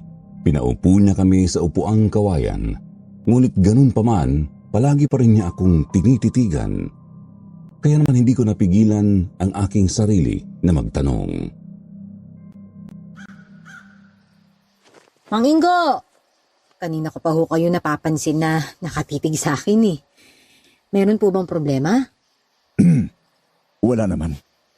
Ang akala ko kasi nagbalik na si Melody. Sa biglang tingin kasi, nakakawig mo siya. Talaga po? Kamukha ko yung melody na sinasabi niyo? Oo, may pagkakapareha kayo. Matagal na kasi siyang hindi umuwi kaya naman nasasabik na akong makita siya at si Eva. Mga anak-anakan ko sila. Sa ngayon ay hindi ko alam kung nasaan na sila. Labis akong nag-aalala. Sana lang ay ligtas sila sa kapahamakan. Siguro naman po iligtas sila. Pagdasal na lang na malayo sila sa panganib. Oo, sana nga ay ganon. Pero mapusok ang aking mga anak-anakan, lalo na si Melody. Siya mismo ang sumusuong sa panganib sa paghahangad na makita ang mga taong may atraso sa kanila. Bakit po, Mang Ingo? Mga pulis po ba sila o military? Higit pa ron. Dahil hindi mga ordinaryong tao ang hinahanap nila. Sila ay mga manunugis ng aswang, kagaya ko. Ha? Paano po sila nakapasok sa ganyang trabaho? Napakahirap po na kalaban ng mga aswang. Parang bigla po akong naging interesado ah. Baka pwede niyo na maikwento sa akin ang tungkol kina Eva at Melody. Napabuntong hininga si Mang Ingo. Pagkatapos ay napatingin siya sa akin. Nakita niya na interesado naman kami na malaman ang tungkol kina Eva at Melody. Kaya naman sinimulan niya ang kanyang kwento nung mga bata pa sila Melody at Eva. Nagsimula siya kung paanong napunta sa kanya ang mga ito at kung paano niyang napalaki ang mga bata. Malalim na ang gabi. Nag-aagaw ang liwanag ng buwan at ang maitim na ulap sa kalangitan. Paano nga'y parang uulan. Nagsasalimbayan din ang malalakas na kulog at kidlat na gumuguhit sa himpapawid na nagiging tanglaw ng isang jeep habang binabagtas ang mahaba at daang baku-bako. Puno ang jeep ng mga pasaherong galing sa piyestahan. Mayroon din iyong sakay na mga bata, kabilang na sina Melody, 6 na taong gulang at Eva, 8 taong gulang. Magkumpare at magkumare ang mga magulang nila kaya naman matagal na silang magkakilala at halos magkapatid na rin ang turingan nila. May kasama rin sila na isang magandang babae na sumali sa beauty contest at naiuwi ang korona at ang panalong pera. Kaya naman panay ang tingin ni Melody sa magandang babaeng yun na kasabay nila sa jeep. Ganoon din naman si Eva. Umahanga siya sa kagandahan ng babae. Nabusog ka ba, Melody? Oo, Ate Eva, busog na busog ako eh. Ang dami ko kasi nakain. Pakiramdam ko nga laki ng tiyan ko eh. Oo nga, ang sarap ng pagkain nila. Ang dami ko rin nakain eh. Ate Eva, gusto ko rin maging katulad niya paglaki ko. Gusto kong manalo tsaka tawagin na pinakamagandang babae sa baryo. Naku, magiging magkalaban pala tayo. Kasi ganyan din ang gusto kong mangyari sa akin paglaki ko. Kasunod yun ay nagtawanan ng dalawa at nag-appear pa sila. Pero saglit lang ang katuwaan yun nang bigla ay nagpreno ang driver ng jeep. Biglang hinto ang sasakyan kaya naman lahat ng pasahero ay nagulat. Bigla kasing tumawid ang isang babae na mula sa kakahuyan at nabangga ito ng jeep. Napahandusay sa kalsada ang babae kaya naman nagmamadaling bumaba ng jeep ang driver nito. Anong nangyari, Ate Eva? Nakabangga ng babae yung driver. Ayun oh. Nilapatan niya. Naku, kawawa naman yung nabangga niya. Ayos lang kaya siya? Buhay pa naman. Ayun. Kausap niya oh. Itinayo ng driver ang babae na nabangga pero nagulat ito nang bigla ay kagatin ito ng babae sa lieg. Kaagad na naitulak ng driver ang babae. Pinutop nito ang nagdurugong lieg. Dahil sa liwanag ng buwan at sa ilaw ng jeep ay nakita nila Melody at Eva nang malinaw na ang babae ay isa palang aswang. Mayroon itong mahabang pangil at matatalas na kuko. Napaatras ang driver. Tatakbo na sana pasakay ng jeep pero dinamba na ito ng aswang at kaagad na nilapa. Itay! Yung driver nilapa ng aswang! Naku po. Delikado pala dito. Umalis na po tayo rito. Itay, umalis na po tayo dito!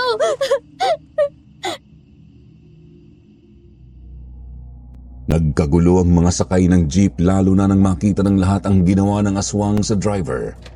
Isa sa mga lalaking sakay ng jeep ang marunong magmaneho. Pinatakbo nito ang jeep at binangga ang babaeng aswang para makaalis sa lugar na iyon. Muli ay tumalsik ang babae ng mabangga ng jeep pero parang baliwala lang iyon sa babaeng aswang dahil muli itong tumayo at hinabol ang jeep. Dalihan niyo po! Tinabol tayo ng aswang! Bilisan niyo! Naku po. Tingnan niyo. Hindi lang pala nag-iisa yung aswang. Meron pa siyang mga kasama ng mahabol din sa atin. Dalihan niyo po. Kung alam ko lang na may aswang sa lugar nito, hindi na sana ako sumama kay Itay. Huwag ka nang umiyak. Huwag kang matakot. Nandito naman kami ng kasama mo.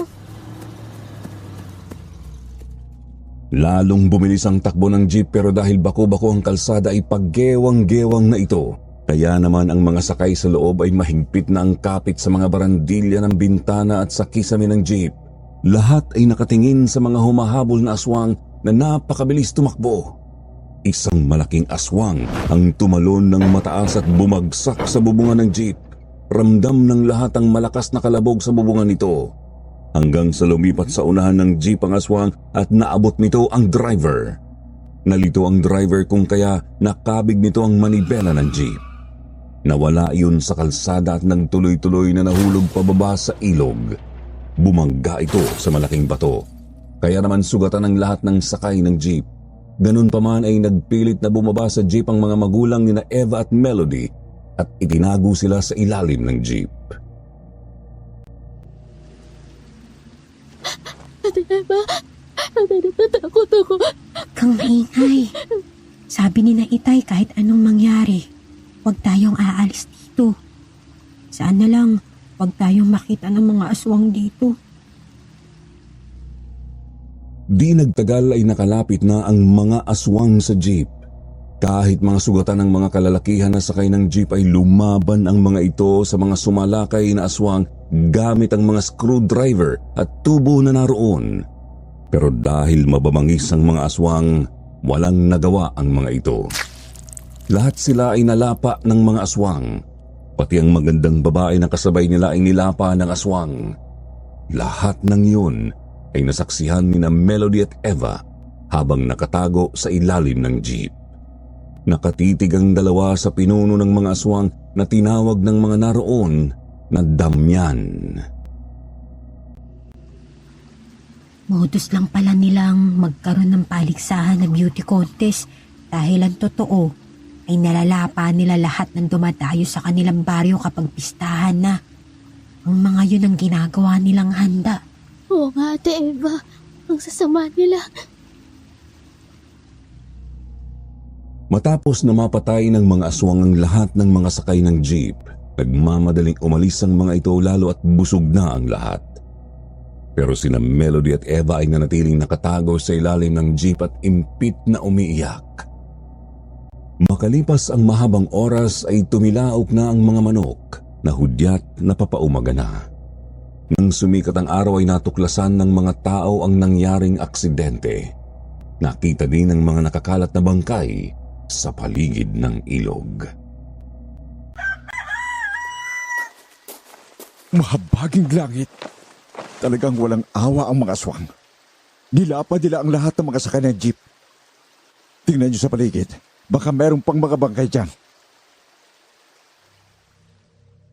Nagtulong-tulong ang mga taong naroon na tipunin ng mga bangkay hanggang sa isa sa mga taong nandoon ang sumilip sa ilalim ng jeep kung saan nakita sina Eva at Melody na nakatulog na. Kaya naman nang makita sila ni Mang Ingo ay natuwa ito ng bahagya pero kaagad ding napalitan ng lungkot. Naawa ito sa kalagayan ni na Eva at Melody. Sa tulong ng mga taong naroon ay naiuwi sa bahay ni Mang Ingo ang dalawang bata. Makalipas ang mahabang oras, naunang nagising si Eva. Melody! Hoy! Melody! Gumising ka, Melody! Ate Eva? Teka, nasan tayo, Ate Eva? Anong lugar to? Baka, ay ito ng aswang. Nahuli nila tayo. Iniuwi tayo dito para gawing pagkain. Ate, ayoko pa mamatay. Ate Eva, umalis na tayo dito, pakiusap. Sige, tumayo ka na dyan. Tingnan natin kung paano tayo makakatakas dito. Ayoko ring maging pagkain nila, no? Kahit pupungas-pungas pa ay tumayo na si Melody. Hinawakan siya sa kamay ni Eva at hinatak patungo sa pintuan ng kwarto. Pero bago sila tuluyang makalapit sa pintuan ay nagulat sila nang makitang bumukas yun at pumasok doon si Mang Ingo. Kaya naman napaatras ang dalawa sa isang sulok ng kwarto. Oh, gising na pala kayo. Nakiusap ako. Huwag niyo kami kainin. Mga bata pa ho kami, kaya hindi pa kami masarap na karne. Pakawalan niyo po kami. Promise. Hindi namin ipagkakalat ng lihim ninyo. Wala kaming pagsasabihan na mga aswang kayo na pumatay sa aming mga magulang. Hindi ako aswang, mga ineng. Kaya wala kayong dapat ikatakot. Ligtas kayo rito sa aking bahay. Talaga, hindi kayo aswang. Hindi nga ako aswang. Nang sumikat ang araw, ay nalaman namin na may naaksidente sa may ilog. Nahulog doon yung jeep. Kaya naman kaagad kami pumunta para tumulong. Doon namin nalaman na lahat ng sakay ng jeep ay patay na. Nabiktima ng aswang. Nakita naming nakatulog kayo sa ilalim ng jeep. Kaya dinala namin kayo rito sa bahay ko. Napakasama ng mga aswang na yun. Pinatay nila yung mga magulang namin. Wala silang awa. Pero yung ibang bata na kasama namin, pinatay nila. At yung babae maganda ng nanalong beauty ko yung kinain din nila. Ginawa lang nilang panghanda sa pistahan yung mga dumayo doon. Nasaan na po ang bangkay ng aming mga magulang? Naandyan sa labas. Inayos na namin ang mga bangkay nila para mailibing ng maayos kapag natapos na ang paghuhukay ng paglilibingan nila. Nang makatiyak ang dalawang bata na nagsasabi nga ng totoo si Mang Ingo ay nawala ang pag-aalinlangan ni na Melody at Eva. Lumabas sila ng bahay ni Mang Ingo kung saan naroon ang ibang mga kasamahan na inaayos ang mga bangkay habang nakahiga sa mga sako na nakalatag sa lupa. Marahang nilapitan ni na Melody at Eva ang kanilang mga magulang.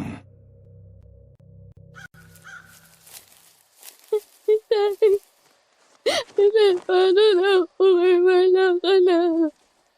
Wala na nga si Inay, tapos ikaw iniwan mo na din ako.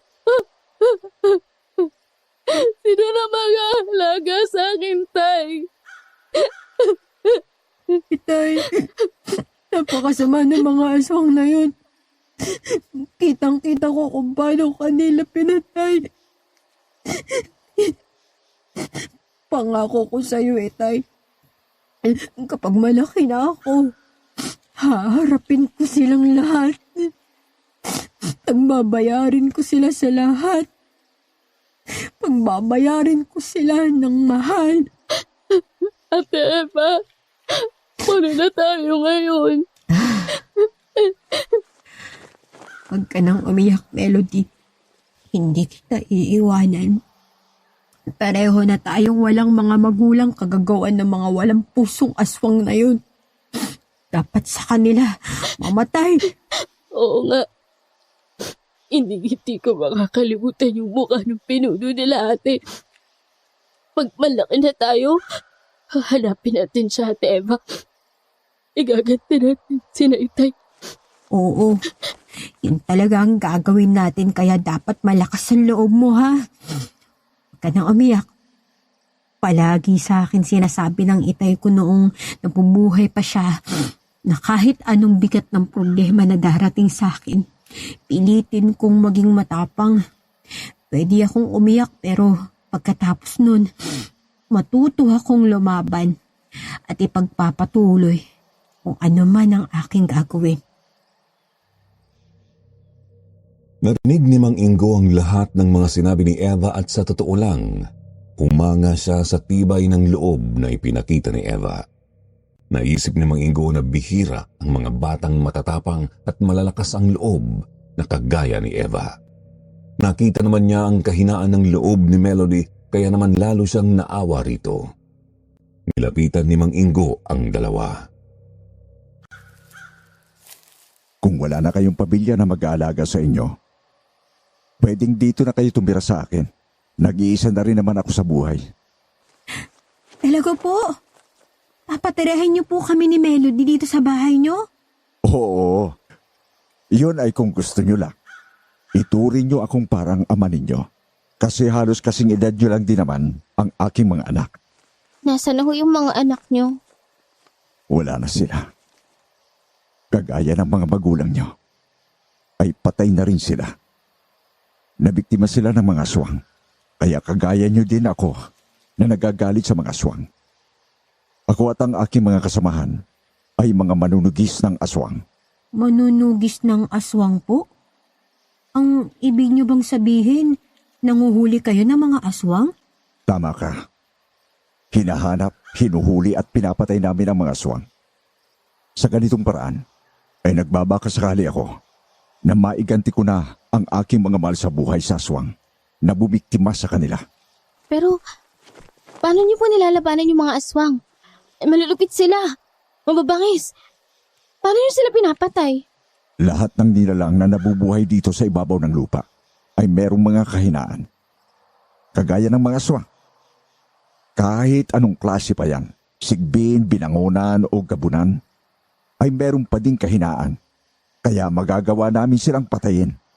Kung ganun po pala, may pag-asa po kaming makaganti sa mga aswang na pumatay sa aming mga magulang. Gusto ko pong maging manunungis ng aswang paglaki ko. Pwede po ba dito na lang muna kami tumira ni Melody? Sige, pwede kayong tumira dito hanggang gusto nyo. Ako nga pala si Ingo. Eva po ang aking pangalan at siya naman po si Melody. Turuan niyo ako maging matapang. Gusto ko din ho na maging manunugis ng aswang. Igaganti ko yung tatay ko sa aswang na pumatay sa kanya. Pwede po ba na Tatay Ingo na lang ang itawag namin sa inyo?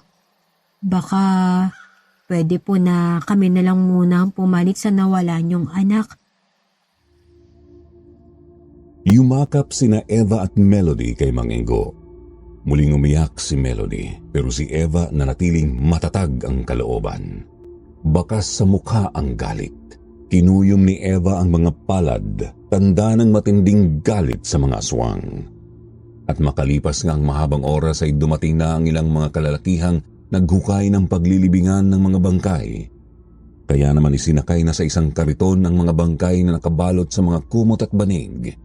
Dinala sa lugar kung saan naroon ang mga hukay at maayos na pinagtabi-tabi roon ang mga bangkay bago tinabunan. Melody, tandaan mo ang araw na to.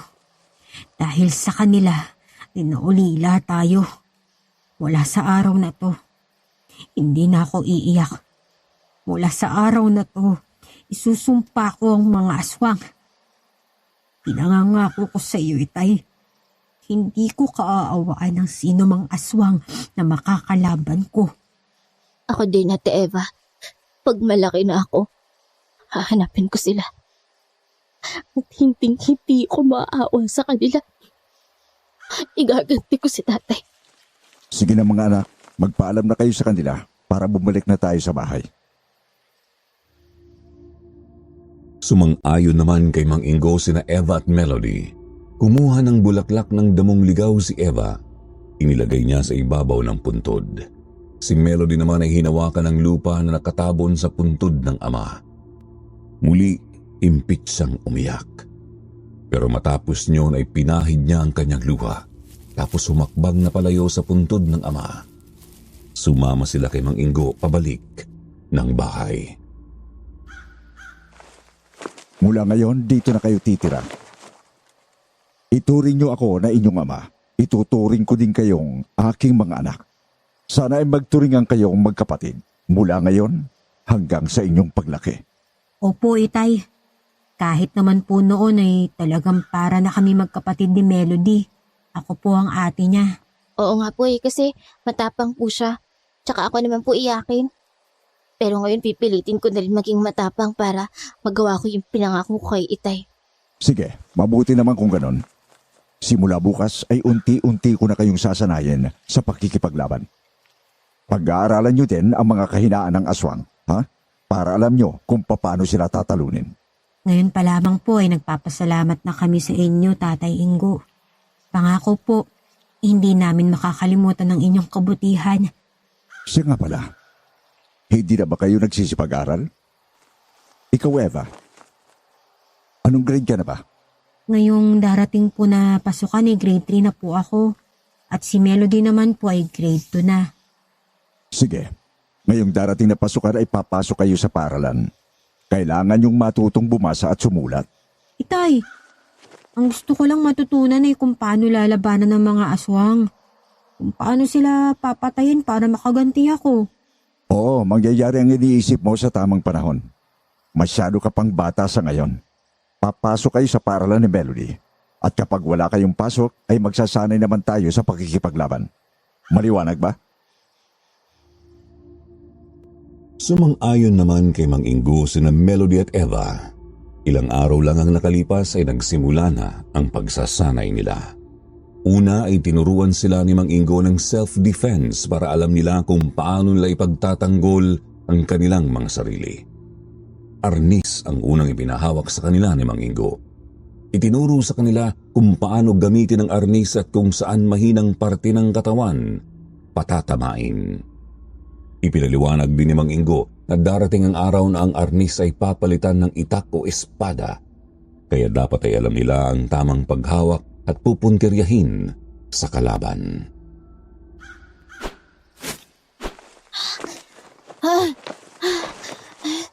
Nakakapagod po pala, Tatay Ingo. Ang sakit na ng kamay ko. Baka pwede magpahinga muna tayo. Huwag ka nang magreklamo dyan. Ang palagi mong isipin ay maging malakas tayo para sa itay mo. Halika na, ensayo pa tayo. Pero pagod na ako eh. Sige, pahinga ka na lang muna, Melody. Halika, Eva. Tayong dalawa ang mag-ensayo. Sige po. Gusto ko po talaga na matuto ng pakikipaglaban. Lihim na natutuwa si Mang Ingo sa ipinapakitang dedikasyon ni Eva. Kaya naman ipinagpatuloy ni Mang Ingo ang pagtuturo kung paano ang tamang paghawak ng arnis. Kaya naman kahit mag-isa ipinagpatuloy ni Eva ang pag-iensayo habang nanonood sa kanya sina Mang Ingo at Melody. May pagkakataon na itak na ang hawak ni Eva. Kagaya ng pagsasanay niya sa arnis ay ganoon din ang proseso kung itak ang hawak. Hanggang sa lumipas ang mahabang oras at nakadama ng pagod si Eva. Napahiga siya sa papag na naroon sa ilalim ng puno ng mangga. Sige, magpahinga na muna kayo. Magluluto lang ako ng tanghalian natin. Tulungan ko na ako kayo. Marunong na po ako magsaing eh. Ganun ba? O sige, halika na at nang makapagluto na tayo ng tanghalian. Diyan ka na muna, Eva. Opo, Itay. Uy, napagod po talaga ako. Dito na lang muna yung itak. Kasi mamaya, konti mag-iinsayo pa ako. O siya, sige. Umalis na si Mang Ingo at Melody. Naiwanan namang nakahiga sa papag si Eva dahil sa matinding pagod sa pag-iensayo. Ipipikit na sana ni Eva ang kanyang mga mata nang mayroon siyang maramdaman na kakaiba sa paligid. Kaya naman bumangon siya kung saan nakita niya na parang may kung anong nilalang ang nagtatago sa likuran ng makapal na halamanan. Kaya naman biglang kinabahan si Eva. Sino ka? Huwag ka nang magtago dyan sa likuran ng halaman. Lumabas ka! Mula sa makapal na halamanan ay lumabas ang isang gabunan. Tumayo lang ito habang nakatingin kay Eva. Tumutulo ang laway nito na parang isang asong ulol. Halatang gutom na gutom ito at ang tingin kay Eva ay isang masarap na pagkain. Nanlaki naman ang mga mata ni Eva nang makita na ang gabunan. Napalunok siya. Paano ay ito ang ikalawang pagkakataon na nakakita siya ng aswang? Gutom na ako, bata. Mabuti na lang at napadaan ako sa lugar na ito. Nakita tuloy kita. Kasama ka ba sa mga pumatay sa aking ama? Sino ang ama mo? Sa dami na ng nabiktima ko, hindi ko alam kung isroon ang iyong ama. Napakasama mo! Ilan pang bata ang mauulila dahil sa kagagawan mo? Ilang pampamilya ang luluha sa pagkawala ng kanilang mga mahal sa buhay? Ay, hindi ko alam kung gaano pa sila karami. Basta ang alam ko lang kailangan kumain ako kapag nagugutom. Kaya ikaw, huwag mo nang problemahin ang iba dahil ngayong oras na ito ay makakasama mo na rin sila. Magiging pagkain din kita. Huwag mo na akong pahirapan, ha? Lumakad ng dahan-dahan patungo kay Eva ang gabunan. Napalunok muli si Eva. Pilit niyang pinaglalabanan ng takot na nararamdaman. Habang nakatingin siya sa papalapit na gabunan ay kinapana ng kanyang kamay ang matalas na itak na yari sa pilak. Nakita ni Eva na dumamba ang gabunan ng malapit na sa kanya. Kaya naman sinadya niyang humiga sa papag tapos ay itinayo niya ang matalas na itak kaya pagbagsak ng gabunan sa ibabaw niya ay naglagos sa katawan niyon ang matalas na itak. Bagay na hindi inaasahan ng gabunan. Napaatras ito habang ang itak ay nakatarak sa katawan nito. Hangal ka, bata! Sinaksak mo ako! Ginagalit mo akong talaga! Lalapain kita!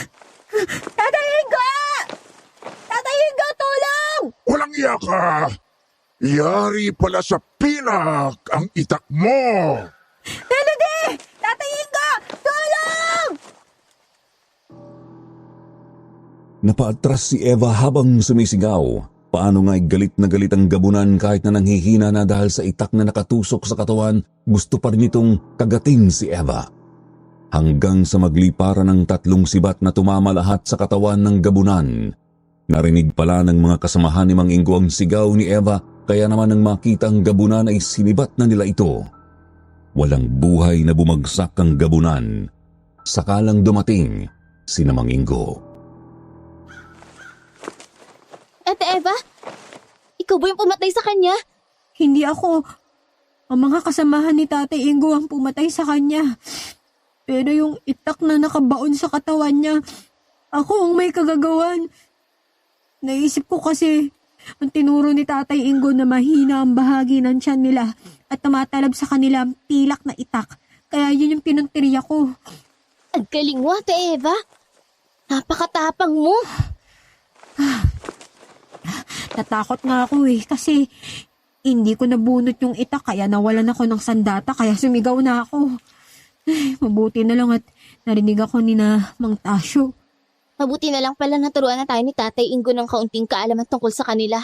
Oo nga, kaya mula ngayon, lalo kong pagbubutihan ng pag-iensayo para alam ko kung paano ang gagawin sa laban. Sige, mula ngayon Ate Eva sasabayan na kita sa pag-iensayo habang hindi pa nagpapasukan. Hindi na ako magreklamo kasi sa lugar na to, ang dami palang aswang. Paano kung sa akin nangyari yan tapos wala akong alam? O di, wala na, patay na ako.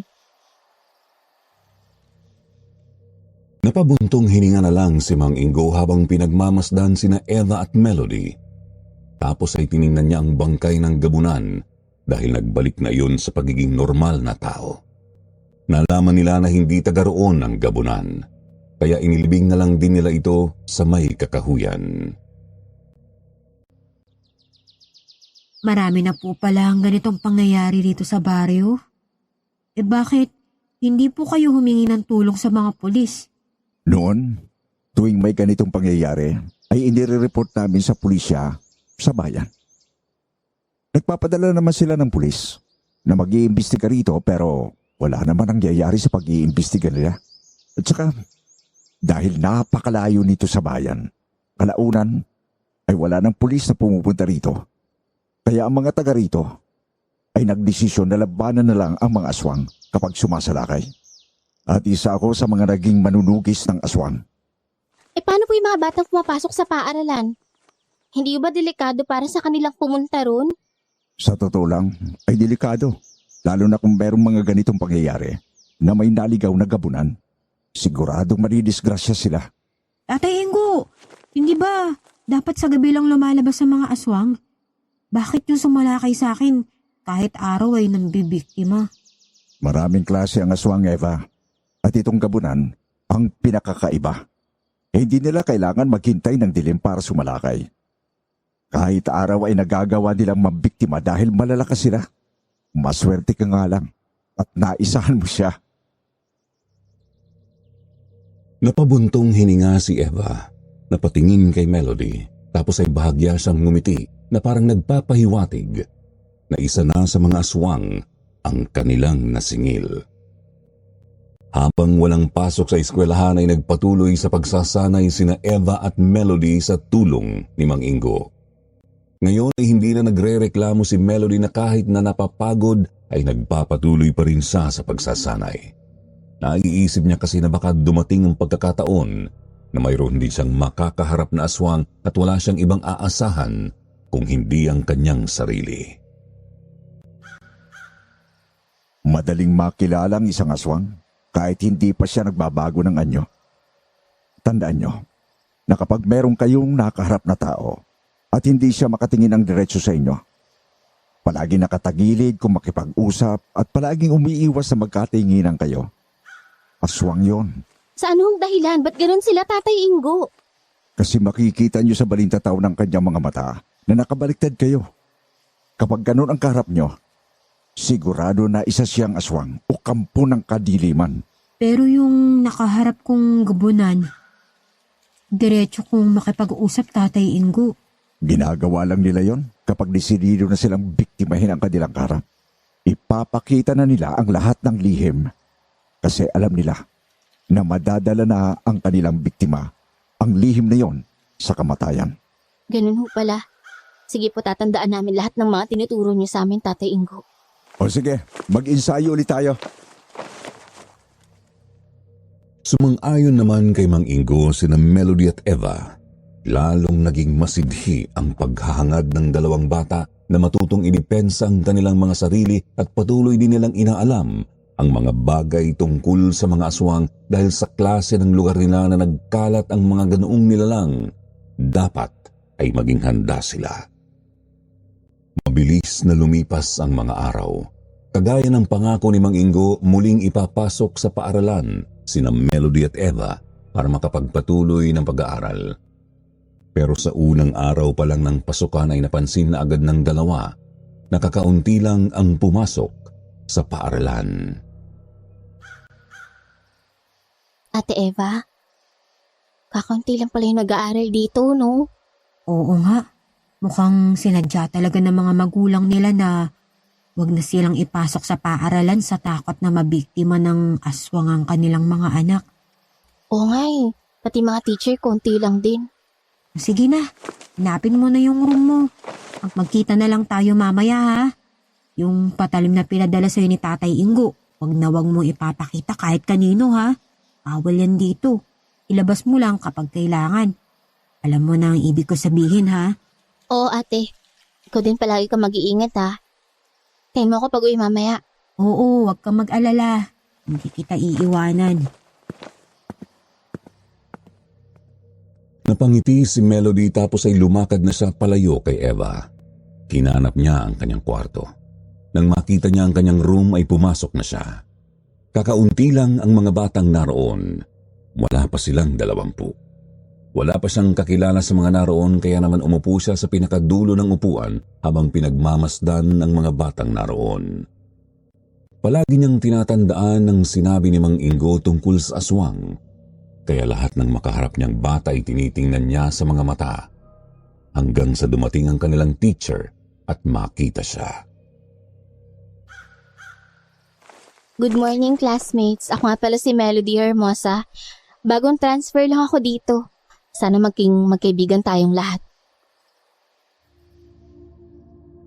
Matapos niyang magpakilala sa kanyang mga kaklase ay nagpakilala din ang mga yun. Kaya naman bawat isa ay pinagmasdan ni Melody at lahat naman ng kaklase niya ay nalaman niya na normal na mga bata.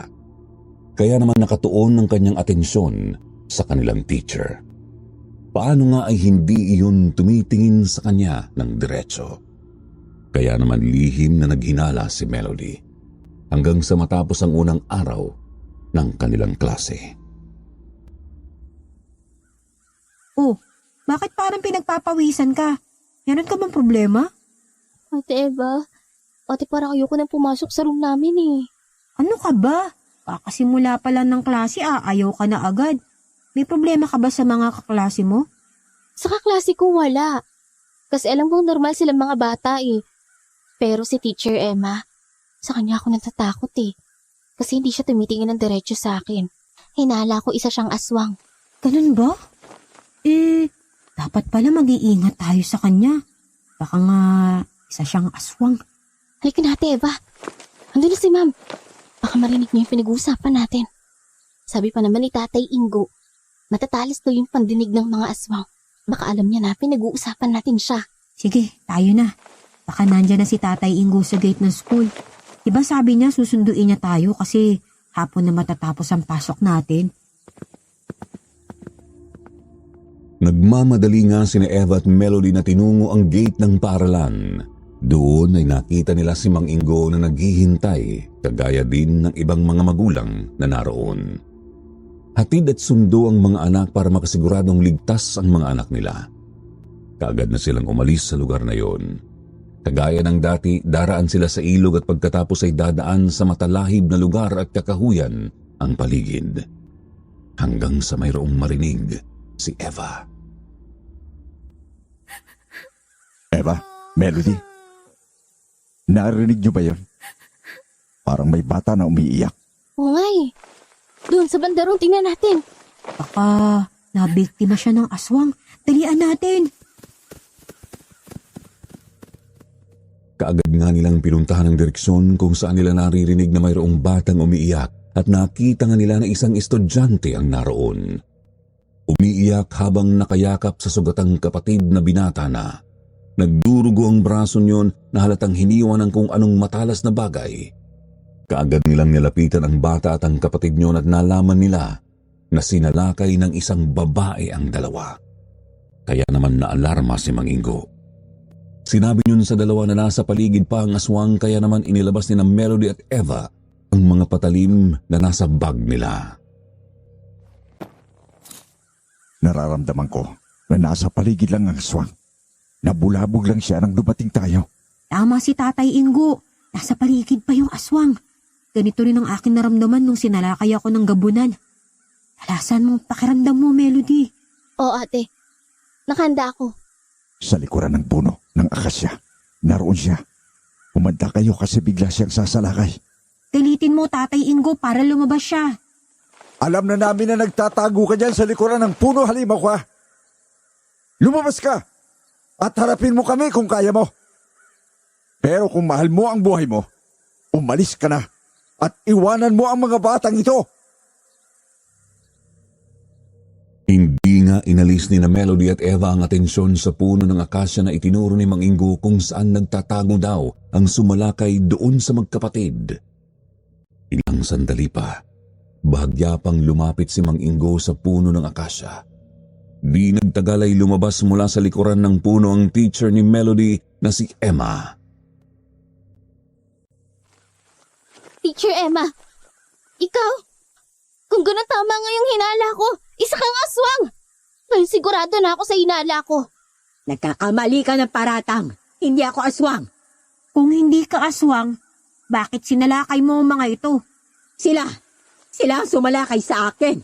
Ang dalawang yan, mga aswang yan, at nagkukunwaring mga estudyante. Sinalakay nila ako.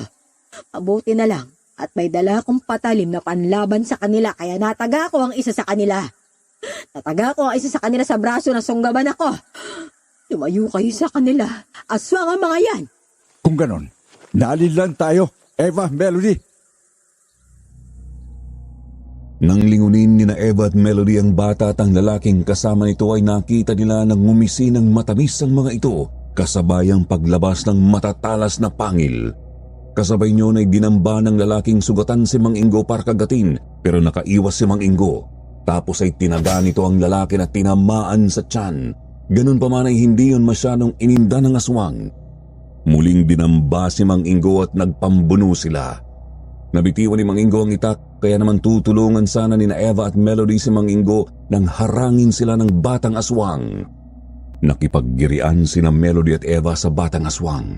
Nang makita naman ni Teacher Emma na delikado ang lagay ni Mang Ingo, ay tinulungan nito si Mang Ingo.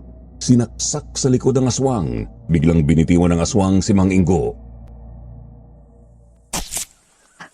Mamatay na mga halimaw na kagaya mo. Hindi ka na makakatakas pa. Kaagad na dinampot ni Mang Ingo ang itak na nabitiwan, tapos ay tinaga ng ilang ulit ang aswang hanggang sa malagutan ng hininga. Nang makita naman ng batang aswang ang nangyari sa kapatid ay nagmamadali itong tumakas hanggang sa tuluyan na iyong makalayo. Medyo nakadama ng pagkahiya si Melody nang makaharap na ang guro niya.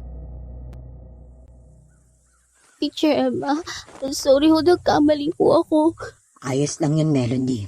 Sa panahon ngayon, tama lang na maging mapagmasid sa paligid. Teacher Emma, paano ka napunta dito? Ay, yung bata kasi na yon, nakita ko nang umiiyak doon sa school. Hindi raw siya sinundo na magulang niya. Natatakot siya.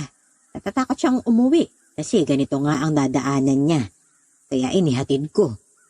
Yung pala, plano lang pala nila yon para makapambiktima. Dahil naghihintay na rito ang kapatid niyang aswang.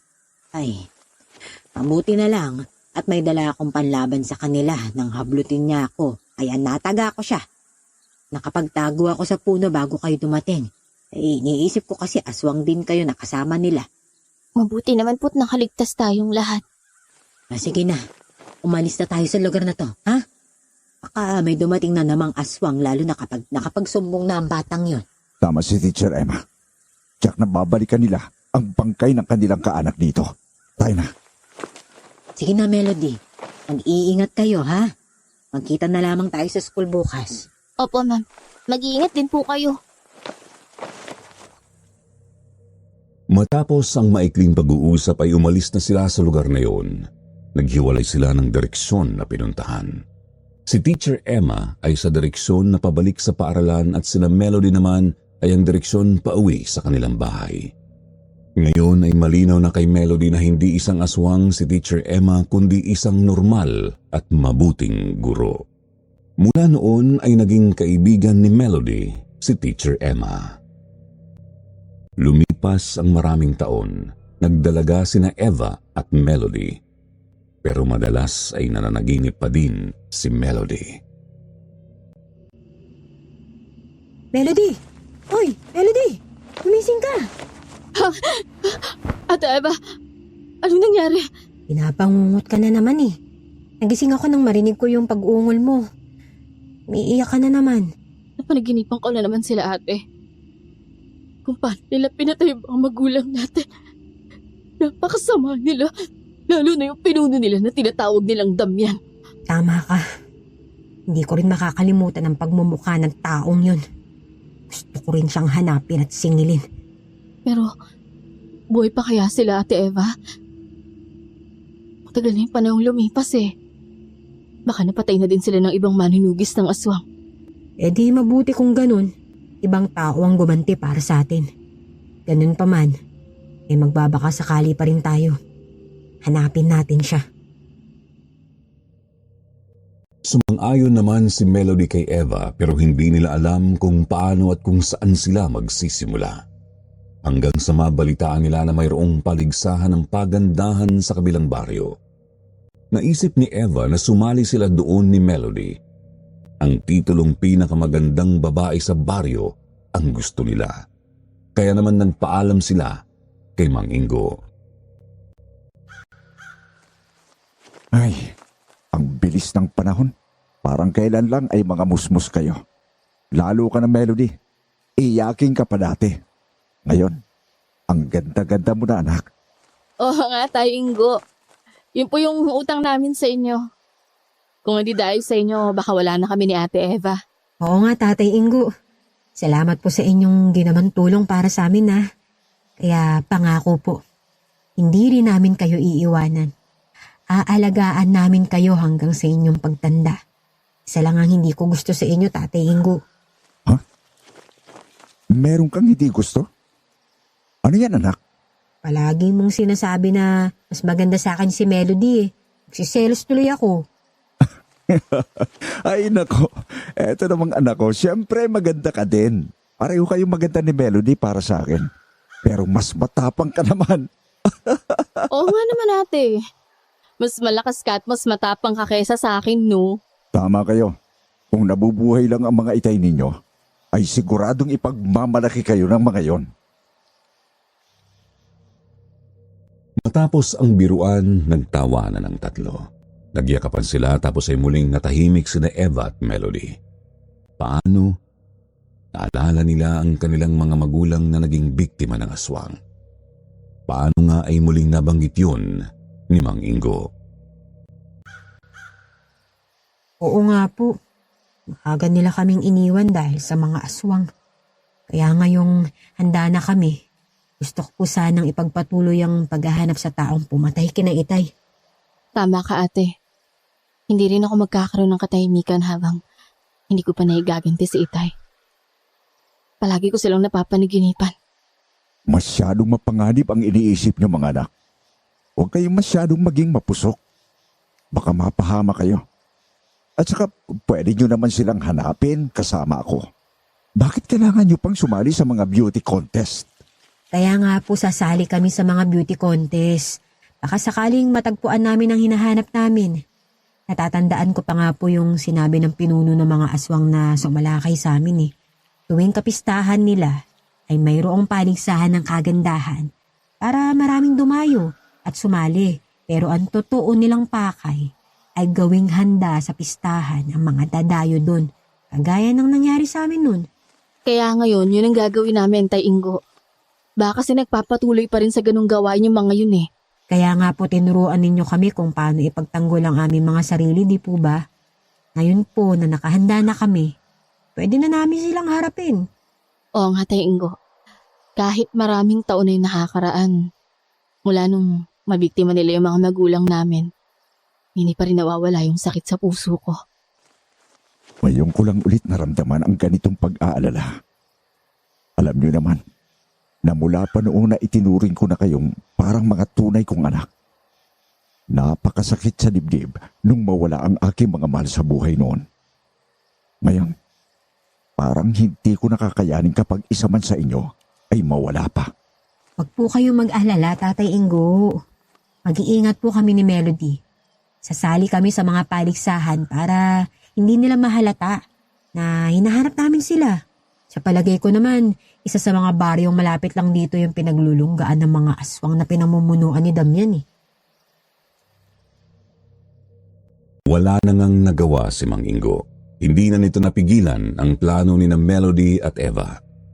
Nang magsimulang paligsahan ng kagandahan sa kabilang baryo, sumali doon si na Melody at Eva. Bumili sila ng mga magaganda pero murang damit sa bayan. Sa araw pa lang ng parada ng mga kalahok, pinagkakaguluhan na ng lahat si na Melody at Eva habang sakay ng kariton na hinahatak ng mga kabayo. Karamihan ay pumapalakpak sa tuwa kapag nakikita sila. Uy, Melody, huwag kang masyadong kampante ha. Huwag kang maging pabaya ha. Huwag mong kakalimutan ng tunay na dahilan kaya tayo nandito. Oo ate, alam ko yun. Huwag kang mag-alala. Okay? Nag-e-enjoy lang naman ako eh. Tsaka sarap pala magsuot ng gown ni Pumarada. Ang daming nanonood oh. Oo, sige. Ang sa akin ay paalala lang ha. Karamdaman mo din yung ibang kalaban natin sa beauty contest. Kung kakaiba din yung ganda nila eh. Oo nga eh. Lalo na yung maputi na nakasuot ng pulang gown. Ang tari makatingin sa akin. Siguro iniisip niya na ako yung pinakamatindi niyang makakalaban. Oo na nga. Aminado naman ako na halos kayong dalawa lang ang pinakamaganda at nakakalamang sa aming lahat eh. Pero sa'yo pa rin ang boto ko. Sana ikaw ang manalo. Mapapangiti na lang ng tipid si Melody at kikinatan si Eva tapos ay ipagpapatuloy na nila ang pagparada. Ibinabaling ang atensyon sa mga taong nadadaanan nila hanggang sa makabalik na sila sa pinakasentro ng barangay, ang plaza kung saan doon gaganapin ang paligsahan. Nang makababa na ng kariton ang lahat ng mga kandidata na pumarada, umakyat na sila sa stage na naroon. Nagsimula na ang mga kandidata na ipakita ang kanilang mga natatanging kakayahan. Ate Eva, anong talent yung ipapakita mo? Kakanta ka ba? Hindi ah. Alam mo namang sintonado ako eh. Baka mag-alisan yung mga manonood kapag narinig yung boses kong kumanta. Ikaw na lang ako kumanta. At ako naman, ano nga bang magawa? Mag-e-exhibition na lang ako gamit yung arnis. Diba? Sige, kakanta na lang ako habang sumasayaw. Oo, basta galingan mo ha. Pag-isipan mo mabuti kung ano yung kakantahin at gagawin mo ha. May ilan pa namang kandidatang mauuna sa'yo. Di nga nagtagal ay nagsimula na ang mga kandidata na ipakita sa mga taong naroon ang kanilang mga talent. Naunang tinawag at tumayo sa gitna ng stage ang kandidatang maganda at maputi na sinasabi kanina ni Melody na masama ang tingin sa kanya. Kumakanta habang sumasayaw ang kandidatang yon kaya naman panay ang palakpakan ng mga taong naroon at nanonood dahil talagang magaling ang talent ng maputing kandidata. Tinawag iyon ng announcer sa pangalang Presi. Mukhang ibang talent na lang ipapakita ko ate. Tagalid ako pag ginaya ko siya. Kasi dance and sing din siya. Oo nga. Ginawa na ni Presi yung naisip mo eh. Yan na nang gagawin mo ngayon. Alam ko na. Magmomodelo ko. Fashion show habang kumakanta din. Yun, oo, ganun na nga, tama. Yun na lang yung gagawin ko. Sige, ikaw nang bahala kung ano yung gusto mo. Basta ako mag-e-exhibition ako ng arnis. Good luck sa atin, ate. Ilang kandidata pa nga ang naunang nagpakita ng talent bago sila Melody at Eva. Nang sumapit ang number nila, ipinakita ng dalawa ang kanilang mga talent gaya ng kanilang napag-usapan kaya naman pinalakpakan din sila ng mga taong nanonood na naroon. Pagkatapos nyo ay sinabi ng organizer ng beauty contest na tapos na ang unang yugto. Lahat ay tutuloy sa malaking bahay na kinuha ng organizer para doon pansamantalang tumuloy ang mga kalahok dahil sa gabi pa ang huling bahagi ng paligsahan. Ay, salamat. Nakakahinga na tayo. Ay, sakit ng binti ko. Ay, ang taas kasi nitong suot ko sapatos eh. O nga, nakakapagod pumarada at magpakita ng talents. Halika, alamin natin sa organizer nitong beauty contest kung saan yung kwarto natin.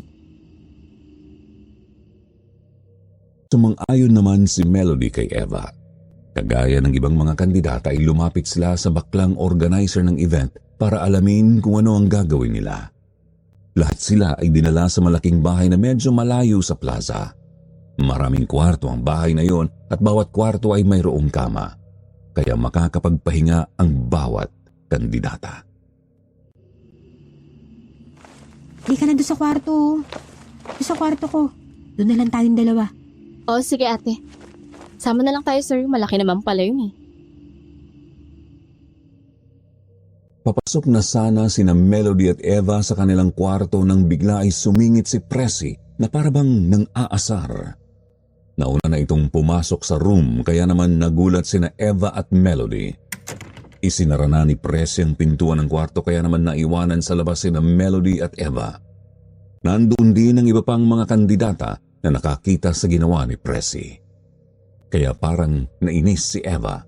Tinatok niya ng malakas ang pintuan ng kwarto. Hoy, babaeng magaling! Lumabas ka nga dyan! Alam mo naman na sa amin yan binigay tapos makikipag-unahan ka. Pabayaan mo na lang siya ate.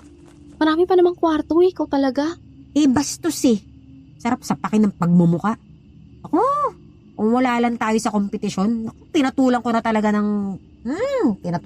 yung kagagahan yan eh. Halika na, doon na lang tayo sa kwarto ko. Baka malaki din naman yun. Sige, tayo na nga nang mabawasan yung inis ko. Nakatingin kina Melody at Eva ang iba pang mga kandidata na naroon. Tapos ay pumasok na rin sa kanya-kanyang kwarto ang mga yon para makapagpahinga. Malaki din naman ang kwarto ni Melody. Malaki ang kama kaya kasya sila ni Eva. Kaagad na naghubad ng mga suot na gown ng dalawa at nagpahinga. Kaagad nakatulog si Melody dahil sa matinding pagod. Pero si Eva ay hindi kaagad nakatulog dahil sa matinding inis kay Presi.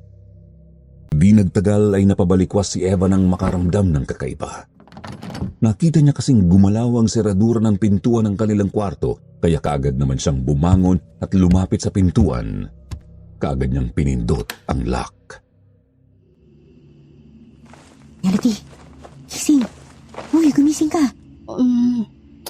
Bakit ate, may problema ba? May pumipihit ng sinadura ng pinto natin. Mabuti na lang at nakalapit ako kaagad at nailak ko. Nakita mo ba kung sino? Hindi. Parang umalis na nang maramdaman niyang gising ako. Tsaka nailak ko na yung pintuan. Di nagtagal ay nagkatinginan sina Melody at Eva. Paano ay naramdaman naman nila na mayroon namang gustong magbukas ng bintana ng kwarto nila. Pero dahil nakalak din yun at yari sa salamin at bakal ang bintana, hindi makakapasok ang sino man na gustong dumaan doon.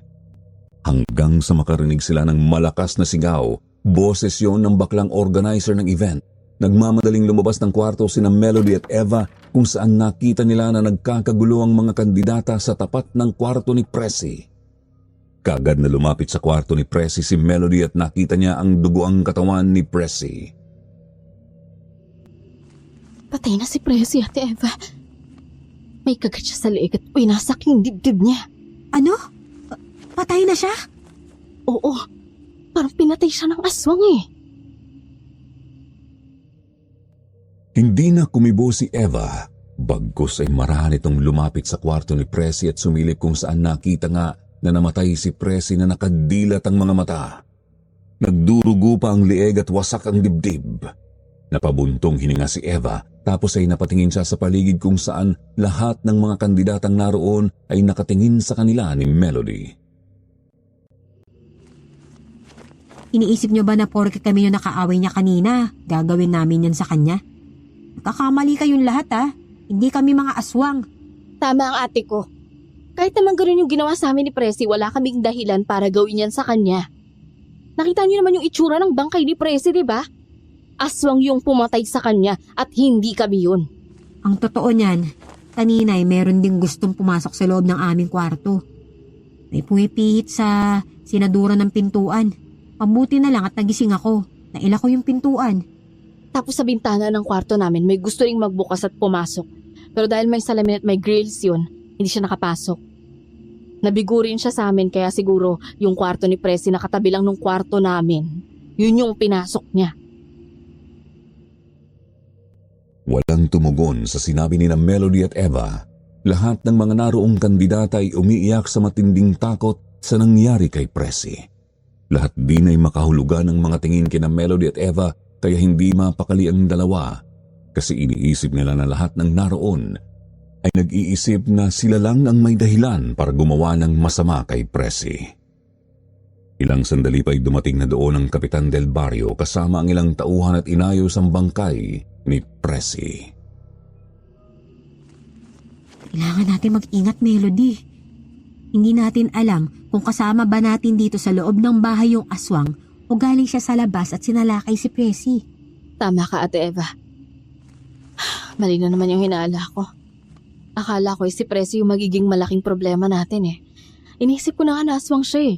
Kasi ang ganda niya. Yung ganda niya, kakaiba. Tapos ang suplada pa niya. Yung pala siya pa yung mabibiktima ng aswang. Yun din yung akala ko. Iniisip ko nga na aswang siya kaya matapang. Tapos ganito yung mangyayari. Tapos ngayon iisipin ng lahat na tayo yung salarin. Kaya kailangan nating patunayan sa lahat na malinis yung konsensya natin. Dapat makita natin yung aswang na yan eh. Hindi kaya yung organizer ng paligsahan. Baka ito na yung grupo nating hinahanap. Eh paano nga kung naligaw lang dito yung halimaw na yun? Wala siya sa loob ng bahay. Sumasalakay lang kapag may pagkakataon. Oo nga no. Pero gawin natin yan pagkatapos ng beauty contest. Huwag tayong umalis sa baryong to hanggang hindi natin nahuhuli yung aswang na yun. Baka nandito rin si Damian. Sumang-ayon naman si Eva sa sinabi ni Melody kaya nang sumapit na ang gabi ng coronation night ay nagsuot ng mas magandang damit sina Eva at Melody. Muling nagpakita ng talent sa mga judge at organizer ng event. Kaya naman ang basahin na ng event host ang pangalan ng mga nanalong kandidata ay napatalon sa tuwa sina Eva at Melody. Dahil si Eva ang first runner-up at si Melody ang tinanghal na pinakamagandang babae sa baryo ng gabing iyon. Sabi ko na nga ba eh. Ikaw ang mananalo, Melody. Lalo na't wala na si Presi. Pinabati kita. Salamat ate. Congrats din panalo ka din eh. Oo naman. Panalo tayong dalawa. Tuwang-tuwa si Melody dahil yun ang unang pagkakataon niyang sumali sa beauty contest at nanalo naman siya. Matapos na makuha ang premyo at matapos ang paligsahan ay nagbalik sa malaking bahay sina Eva at Melody para kunin ang bag nila sa kwarto nila. Sa bag nakalagay ang mga sandatang ginagamit nila sa pakikipaglaban sa mga aswang. Palabas na sila ng bahay ng dalawa sa mga kandidatang nakalaban nila ang naglock sa pintuan ng bahay. Bakit inilak niyo yung main door? Aalis na kami. Plano namin na patayin kayong dalawa ni Presi. Dahil sa pagkakala na kapag wala na kayo sa laban, ay kami na ang mananalo. Isa palang malaking pagkakamaling binuhay kita kasi kayo pa rin ang pinili ng mga hangal na judge na yon. Kung ganun kayo paling pumatay kay Presi.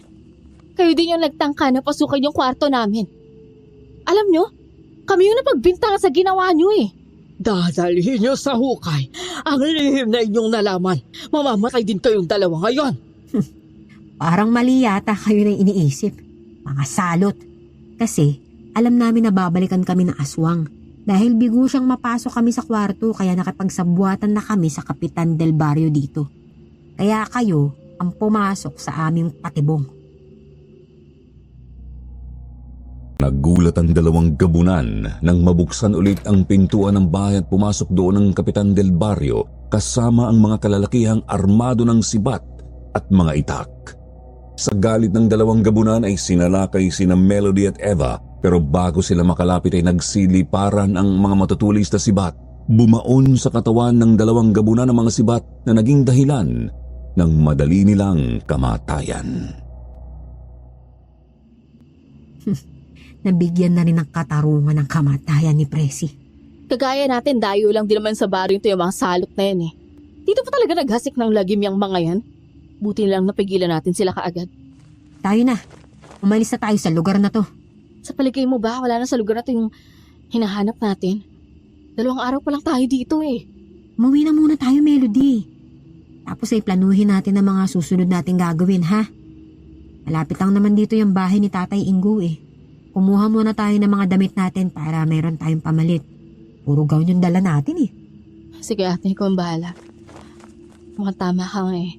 Puro gaw na lang yung dala natin. Wala makasi sa plano natin na tumira sa baryo na pupuntahan natin eh. Kaya nga next time na aalis tayo, magbabaon na tayo ng damit. Para kahit ilang araw pwede tayong hindi umuwi. Nagkasundo na nga ang dalawa na umuwi na sa bahay ni Mang Ingo, lalo na nga at papaumaga na. Tuwang-tuwa naman si Mang Ingo nang makita sina Melody at Eva. Nakahinga ito ng maluwag dahil umuwing ligtas sina Melody. Pero yun lang pala ang simula ng palagi ang pag-alis ni na Melody at Eva, dahil kahit saang lugar na mayroong piyestahan at mayroong beauty contest ay dumadayo ang dalawa, dahil alam nila na kapag mga ganoong pagkakataon ay sumasalakay ang mga aswang kagaya noong nabiktima ang kanilang mga magulang. Ilang araw mula ngayon magpipiesta na sa baryo dito. Kaya dito na lang muna tayo. Taga rito si Vanji. Yung naging kaklase ko sa high school, sinabi niya na sa kanila tayo tumuloy tapos isasali niya tayo sa beauty contest. Ate, parang natatandaan ko yung baryong to. Diba, dito tayo na miesta ni na Itay nung ginabi tayo, kaya pag-uwi sinalakay tayo ng mga aswang? Aba, oo nga no. Tama. Natatandaan ko na. Dito nga yun. Ay, pagkatapos ng maraming taon. Ay, babalik din pala tayo sa lugar na to. Ate, sa palagay mo kaya, taga rito yung aswang na hinahanap natin? Si Damian. Hindi ko alam. Dahil kagaya ng alam natin, sa panahon ngayon, ang mga aswang ay naglipanan sa kahit saang baryo. Kaya kailangan palagi tayo maging handa. Basta kahit anong mangyari hindi mo ko pababayaan, Ate Eva. Wala kang dapat na alalahanin. Nandito lang ako palagi sa tabi mo. Ilang sandali pa ay nakarating na sina Melody at Eva sa bahay ni na Vanji. Tuwang-tuwa naman si Vanji nang makita sila. Agad silang pinatuloy at ipinaghanda ng pagkain. Habang kumakain ang tatlo ay napatingin si Melody sa labas ng bintana na nakabukas. Paano ay nakita niya na mayroong lalaking nakatingin sa kanila. Nakatayo sa kalsada. Yun ay si Oliver, ayon kay Vanji. Anak ng Kapitan del Barrio sa lugar nila. Guwapo at matipuno si Oliver, at sa totoo lang ay maraming babae ang nagkakagusto dito. Kaya nga lang ay masyadong pihikan si Oliver. Pero ngayon ay parang natutulala si Oliver habang nakatingin kina Melody at Eva. Ate Eva, tinan mo. Parang kanina pa nakatingin sa atin si Oliver eh. Naku, ako ba? Hindi naman yata ako. Parang sa'yo o kaya kay Vanji nakatingin eh. Ate, ano? Punta na siya dito, tali.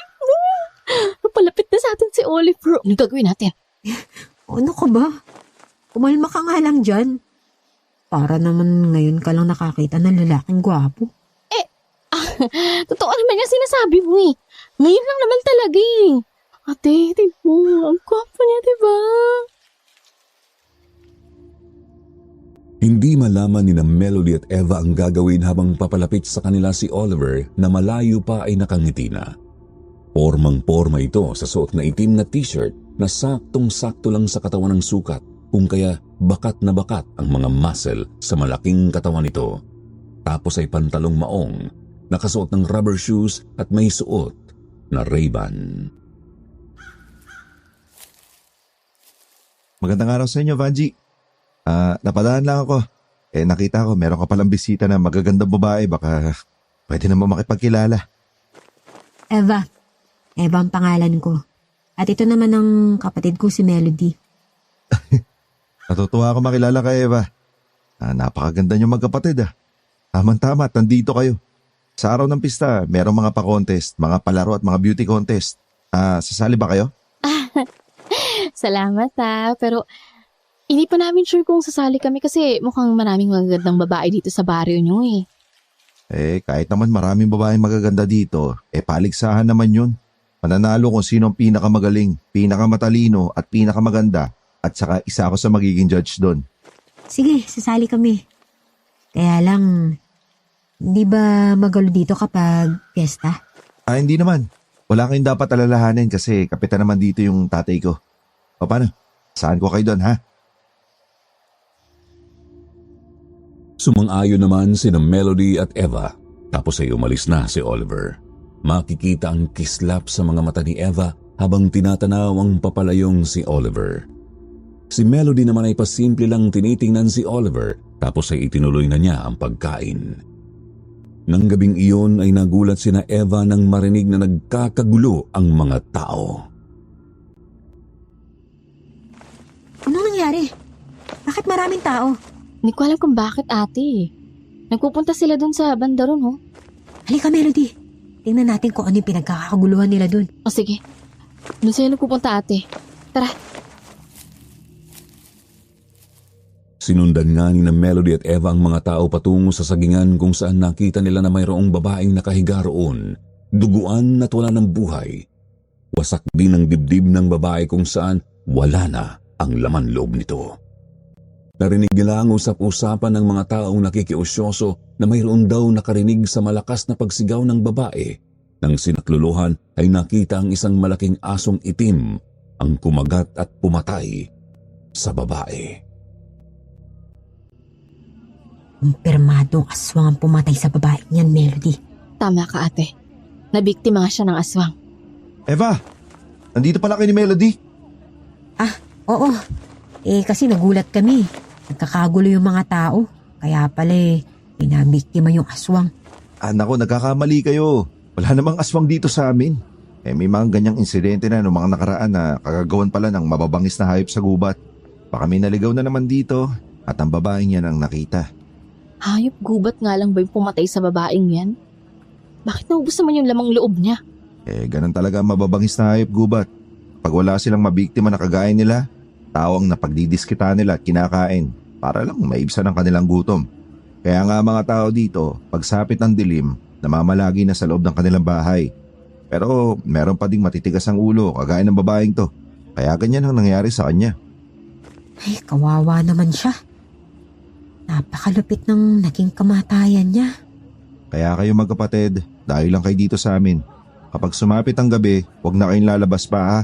Delikado, kasi nga puro kagubatan ang paligid ng baryo namin. Kaya maraming mababangis na hayop gubat ang naliligaw dito. Salamat sa paalala, Oliver ha. Melody, tayo na. O ate. Sige Oliver, mauna na kami sa'yo ha. Tumangulang at ngumiti kay Melody si Oliver kasabay ang pagkindat. Kaya naman napangiti din si Melody.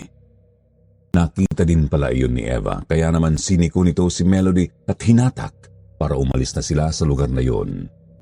Mabilis ang naging lakad nila pabalik sa bahay nila Vanji. Napansin ni Melody na parang naiinis si Eva. Kaya naman hindi na niya pinigilan ang sarili para tanungin si Eva. Problema ka ba ate? Ba't parang kanina ka pa wala sa mood ah? Wala. Wala akong problema. Wala daw. Ba't kanina ka pa nakasimangot? Sabihin mo na. Diba dati naman wala tayong nililihim sa isa't isa? Si Oliver ba yung dahilan niyan? Oo, siya nga. Iinis ako kasi pilit yung sinasabi na hayop gubat lang yung pumatay dun sa babae. Malinaw naman na aswang yung lumapa dun. Pwedeng totoo naman yung sinasabi niya, pero pwede rin namang hindi. Kasi taga rito siya kaya alam niya yung mga nangyayari sa lugar na to. Ang isa pang kinaiinis ko, panayak kindat sa'yo. Tapos kilig na kilig ka naman. Sabi ko na nga ba Kaya ka naiinis dahil doon. Naka, talaga naman. Nagsiselos ka ba, Ate Eva? Ha? Ano? Ako? Magsiselos? Hindi Sa akin lang naman, masyado ka mabilis magtiwala. Inindatan ka lang, kinikilig ka naman dyan. Isipin niya, easy to get ka. Susunod wag kang ganun Salamat sa pagmamalasakit mo, ate Kaya mo sa susunod, hindi ko nagagawin yon. Kung gusto mo, soplakin ko na lang siya Yun ang dapat mong gawin. Supladahin mo. Pakita mo na hindi ka basta-bastang babae lang. Napatawa na lang si Melody sa nakitang reaksyon ni Eva. Tapos ay nagpunta na sila sa kwarto na ipinagamit sa kanila ni Vanjie. Maaga silang nagpahinga. Kaagad na nakatulog si Melody pero si Eva ay hindi basta-basta nakakatulog, lalo na nga. At alam nito na yari lang sa kahoy, pawid at kawayan ang bahay ni Vanjie. Maya-maya ay napabalikwas si Eva nang makitang pumasok sa kanilang kwarto si Vanjie at sinabi ni Vanjie na mayroong umaaligid na tiktik sa kanilang bahay.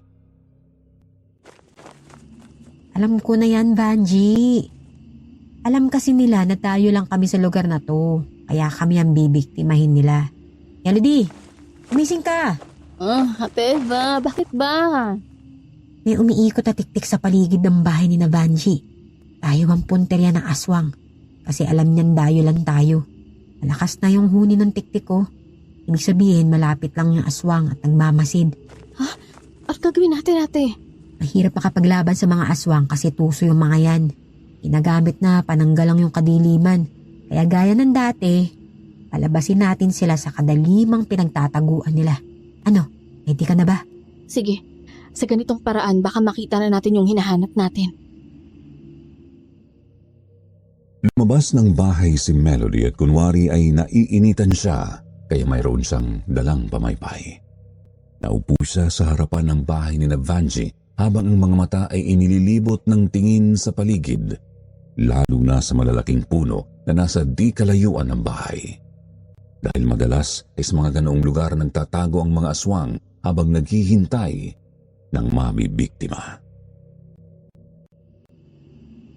Tama nga yung hinala ko. Nasa likuran nga siya ng malalaking puno na yan. Bakit ayaw pa niyang lumabas? Halika na, salakayin mo na ako. Di nga nagtagal ay mayroong lumabas mula sa madilim na lugar. Isang babae at naglakad palapit kay Melody. Nakita ito ni Melody kaya naman napakislot siya sa kinauupuan. Lalo siyang nagtaka nang makalapit na sa kanya ang babae at nakilala niya yon na si Eva. Eva, ano ginagawa mo dun? Akala ko ba lalabas kapag nagpakita na yung aswang? Ay, nainip ako Ang tagal kasi lumabas. Kaya ako na lang yung lumapit sa'yo. Wala namang aswang Niisip mo lang na mayroon. Ganun ba? Kasi matulog na tayo. Oo nga, mabuti pa nga. Tumayo na si Melody at tinalikuran si Eva. Yun naman ang pagkakataon na hinawakan siya sa balikat ni Eva. Nang lumingon si Melody ay nakita niyang mayroong pangil si Eva at handa na siyang kagatin. Hindi niya maigalaw ang kamay na mayroong hawak na punyal dahil nag-aalinlangan siya na masaktan si Eva. Kaya naman itinulak na lang niya si Eva palayo. Napaatras si Eva tapos ay muling sumugod para kagatin si Melody. Pero isang Eva pa ang dumating mula sa likod bahay at sinalubong ang kamukha nito. Nagpambuno ang dalawang Eva kaya naman nalilito na sina Vanjie at Melody kung sino ang totoo at sino ang impostor. Bakit nakatunga ka pa dyan? Tulungan mo ko. Gamitin mo yung punyalo at patayin mo na yung aswang na to. Ako ang tulungan mo. Hindi dapat binubuhay ang mga nilalang na kagaya nito. Dali! Tapusin na natin to. Teka lang sandali. Nalilito ako Sino ba talaga sa inyo yung ate Eva ko? Ano ka ba? Tanga. Ang tagal na nating magkasama, hindi mo pa alam na ako ang ate Eva mo? Mag-isip ka ng paraan para hindi ka magkamali. Dahil kapag nagkamali ka, habang buhay mong pagsisisihan yan. Ay, sige na. May tanong ako. Tunay ba tayong magkapatid? At nasan yung tatay natin? Oo, tunay tayo magkapatid. Kaya nga ate mo ko, di ba? At ang tatay natin ay nasa bahay natin. Wala na tayong tunay na ama. Si Tatay Ingo ang nagpalaki sa atin at itinuring nating kapatid ang isa't isa. Kahit hindi tayo magkadugo. Ay, dali mo. Tama ka dyan. Nagpasya si Melody. Tinulungan niya ang ikalawang Eva na dumating. Alam niyang yun ang totoong Eva na nakasama niyang lumaki sa pangangalaga ni Mang Ingo. Itinarak niya sa dibdib ng unang Eva ang hawak niyang patalim kung kaya nabitiwan niyo ng kalabang Eva. Noon lumabas ang tunay na anyo ng sugatang gabunan. Hindi na ito nakatakas pa dahil nang makabuelo si Eva ay idiniin pa nito ng husto ang punyal na nakatusok na sa dibdib ng gabunan hanggang sa wala na itong buhay na bumagsak. Ayos ka lang ba, Ate Eva? Oo, ayos lang ako. Muntik na ako dun ah. Akala ko magkakamali ka eh. Marami na tayong pinagdaanan. Marami na tayong pinagsamahan mula pa noon hanggang ngayon, ate. Pwedeng makopya niya yung anyo mo pero hindi niya magagawang malaman yung mga bagay na tungkol sa atin. Hindi kahit kailan mananalo ang impostor sa original. Tama ka dyan. Salamat at naging matalino ka. Di nagtagal ay muling natuon sa bangkay ng gabunan sina Melody at Eva. Nagulat sila dahil unti-unting natutunaw ang katawan niyon dahil sa pilak na punyal na nakatusok sa dibdib niyon. Makalipas ang halos kalahating oras ay naging ganap na abo na ang gabunan. Kaya naman dinampot na ni Eva ang patalim tapos ay tumingala si Eva at nakita nito na lumipad palayo ang ibong tiktik. Kaya naman pumasok na sila sa loob ng bahay. Ilang araw pa ang lumipas at sumapit na ang kapistahan ng baryo. Nagkaroon nga ng mga palaro at mga paligsahan kagaya ng beauty contest. Kagaya ng dati ay sumali sina Melody at Eva dahil isa sa mga naging judge sa paligsahan ay si Oliver at ang napili nito parang manalong pinakamagandang babae sa baryo ng gabing yun ay si Melody. At kagaya ng dati, pangalawa lang si Eva. Binabati kita, Melody. Salamat, Oliver. Ikaw din, Eva. Binabati kita sa panalo mo. Salamat. Talagang ang ganda nyo magkapatid eh. Dapat lang talaga na manalo kayo. Ay, siya nga pala. Pwede ba na ihatid ko kayo pagkatapos nitong kasiyahan? Oo naman. Pwede. Doon lang naman kami tumutuloy ngayon sa bahay ni Vanji eh. Napangiti si Oliver kay Eva sabay kindat. Kaya naman bahagyang kinilig si Eva pero hindi nagpahalata. Nang makita ni Melody ang kinikilos ng kanyang ate Eva, palihim niya itong siniko at nang mapatingin sa kanya si Eva ay nanlaki ang kanyang mata na ibig sabihin ay umayos ng kilos si Eva. Kaagad namang nasakyan ni Eva ang gustong ipahiwatig ni Melody kaya naman umayos ito ng kilos hanggang sa magpatuloy ang kasiyahan. Isinayaw ni Oliver si Melody dahil kagaya ng nakaugalian sa baryo, isinasayaw ng mga kalalakihan doon ang sino mang mananalo sa beauty contest. Matapos ay si Eva naman ang isinayaw ni Oliver. Pwede ba akong dumalaw sa inyo? Ibig ko sabihin sa bahay ni Vanji. Bakit mo naman gustong dumalaw sa amin? Ano naman gagawin mo dun? Masyado ka naman prangka. Gusto ko ang ganyan. Siyempre gusto kong dumalaw para manligaw. Kanino? Sa akin o sa kapatid ko? Wow, diretsahan talaga. Mas mabuti na yung maging prangka. Para alam ko yung gagawin ko. Kaya ngayon pa lang, sabihin mo na sa akin kung sino ang gusto mo sa amin ni Melody. Siyempre, ikaw ang panganay. Edi ikaw ang liligawan ko. Pwede ba yun? Kasi mula nang makita kita, hindi na ako napapalagay. Pakiramdam ko ba, gusto kita makita oras-oras. Kaya sana wag mo akong pigilan na pasyalan ka ng madalas at manligaw ha. Oo, pwede naman. Sige, pumasyal ka sa bahay ni Vanji kahit anong araw. Salamat naman kung ganun. Sige, Sisimulan ko na ngayong gabi. Ihatid ko na kayo pagkatapos ng okasyong to, ha? Napangiti ng matamis si Eva. Matapos ang malambing na tugtog ay nagbalik na siya sa upuan na katabi ni Melody. Bakas ang katuwaan sa mukha ni Eva na halatang kinikilig pa ito sa mga matatamis na salitang narinig mula kay Oliver. Napansin naman ni Melody ang katuwaan ng kanyang ate Eva habang nakatingin kay Oliver at panay ang ngiti. Ay, Ate Eva, parang ang saya mo ah. Anong pinag-usapan niyo ni Oliver? Parang may binubulong siya sa'yo kanina. Talaga napakasaya ko, Melody. Kasi sabi ni Oliver, papasyal daw siya ng madalas kina Vanji. Kasi nandun tayo. Talaga? Dadalaw siya ng madalas doon? Maliligaw ba siya? Oo, Melody. Ang sabi niya, niligawan niya ako. Kasi mula daw nang makita niya ako, hindi na raw siya mapakali. At ang gusto niya, palagi ako nakikita. Pero huwag kang mag-alala ha. Gaya ng sinabi ko sa'yo. Magpapakipot muna ako. Ikaw palang liligawan ni Oliver. Masaya ako para sa'yo, ate. Salamat, Melody. Congrats ka mo sa atin. Ikaw ang beauty queen at ako naman ang queen sa puso ni Oliver. Ngumiti ng tipid si Melody dahil ang totoo ay lihim siyang nasasaktan dahil kagaya ni Eva mayroon din siyang paghanga kay Oliver. Inaasahan niya na siya ang liligawan nito dahil siya ang nanalong pinakamagandang babae sa baryo ng gabing yun. Mali pala ang kanyang inaasahan. Kaya panay na lang ang buntong hininga ni Melody. Paminsan-minsan ay napapatingin siya kina Eva at Oliver. Nakikita niya na matatamis ang mga ngiting makikita sa labi ng dalawa. At matapos nga ang okasyon, inihatid sila ni Oliver sa bahay ni Vanji. Salamat sa paghatid, Oliver ah. Gusto mo pumasok ka muna para makapagkape tayo? Hindi na. Sa ibang araw na lamang. Malalim na ang gabi kaya magpahinga na lang tayo. Sige. Mag-iingat ka sa pag-uwi ah. Mag-isa ka na lang. Delikado ang panahon. Huwag ka mag-alala, kaya ko ang sarili ko. O paano? Alis na ako. Melody, siya nga pala. Congrats ulit. Ikaw ang beauty queen sa gabing to. Salamat. Sige, magpapahinga na ako ah.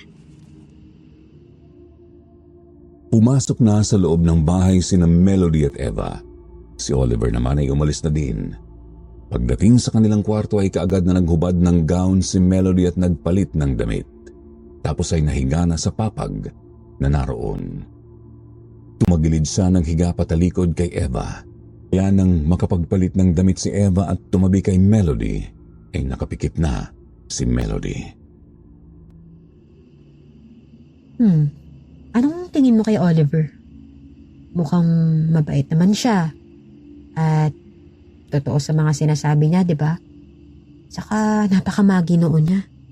Malamig ang boses at masarap pakinggan ang mga sinasabi niya. Kaya lalo tuloy akong in love sa kanya eh. Ay, sa tingin mo, sasagutin ko na ba agad siya? Uy, may Melody. Ay, tulog ka na pala. Kanina pa ako daldal dito. Tulog ka na pala eh. Sige na nga. Bukas na lang tayo magkwentuhan. Mukhang napagod ka ng husto.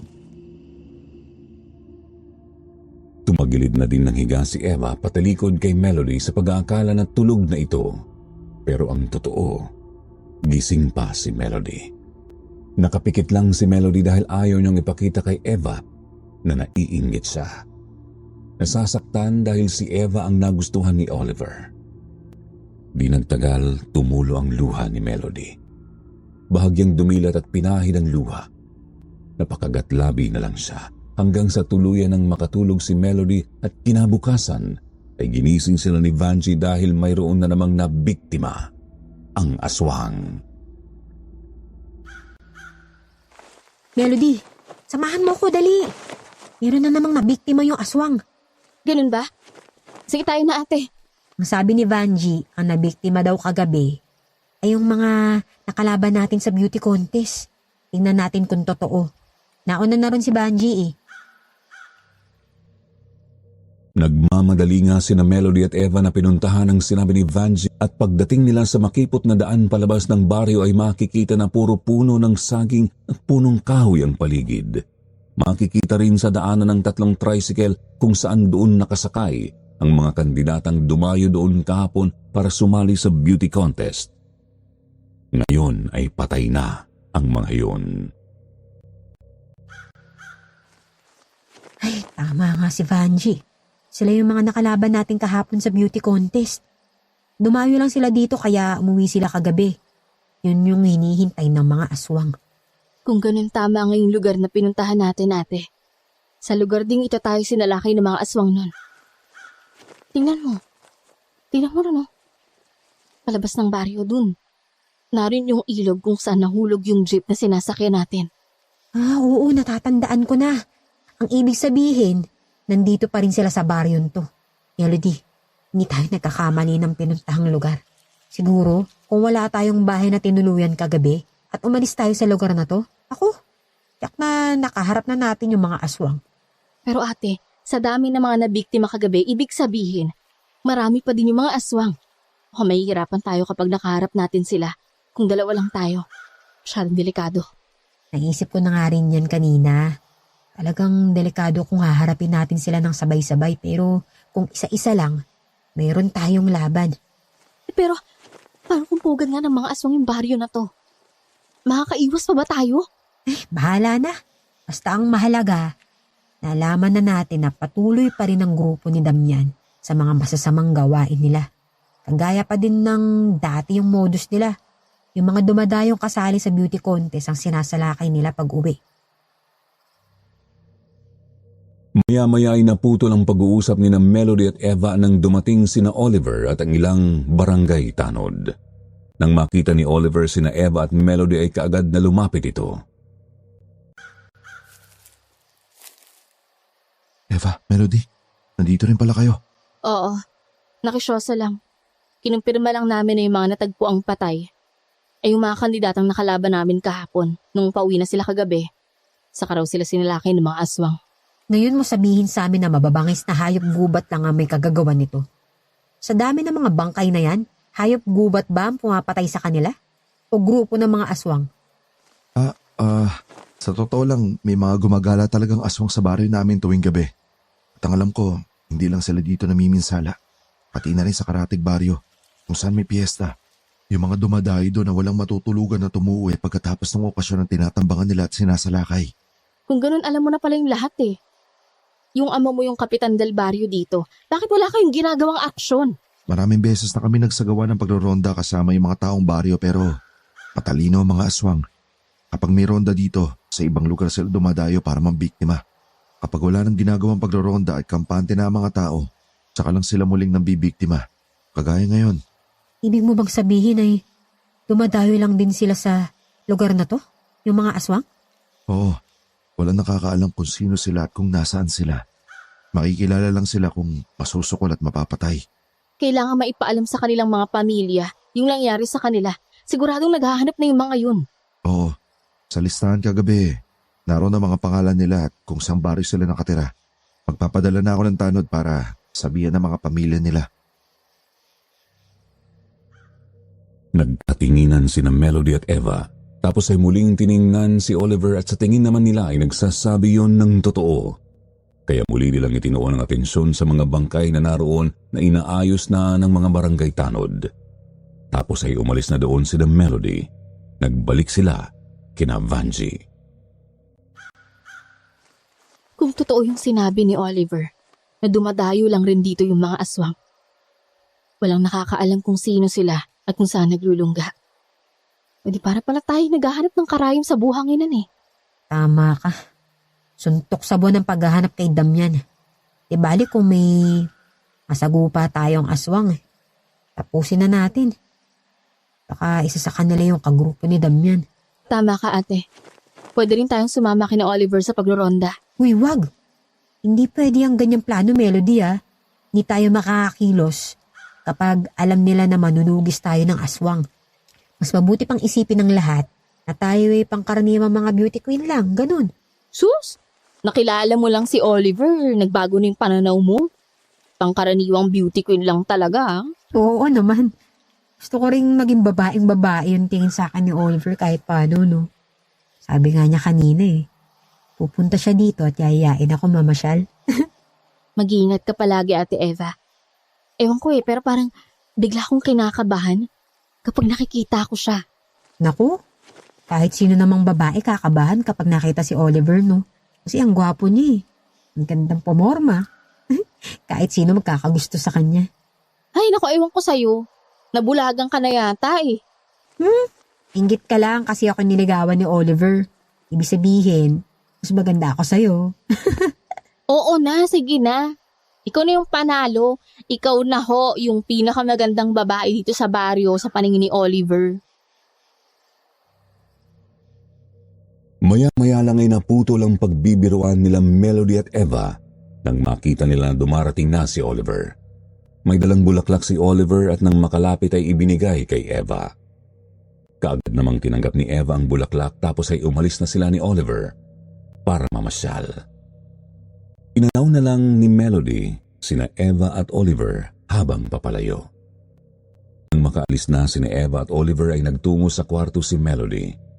Nahiga at muling natulog. Nang mga pagkakataon naman na yun ay isinama ni Oliver si Eva sa malawak na lupain na pag-aari daw ng kanilang pamilya. Maraming mga puno ang nakatanim doon na mayroon ng mga bunga kagaya ng mga mangga, chiko at lansones.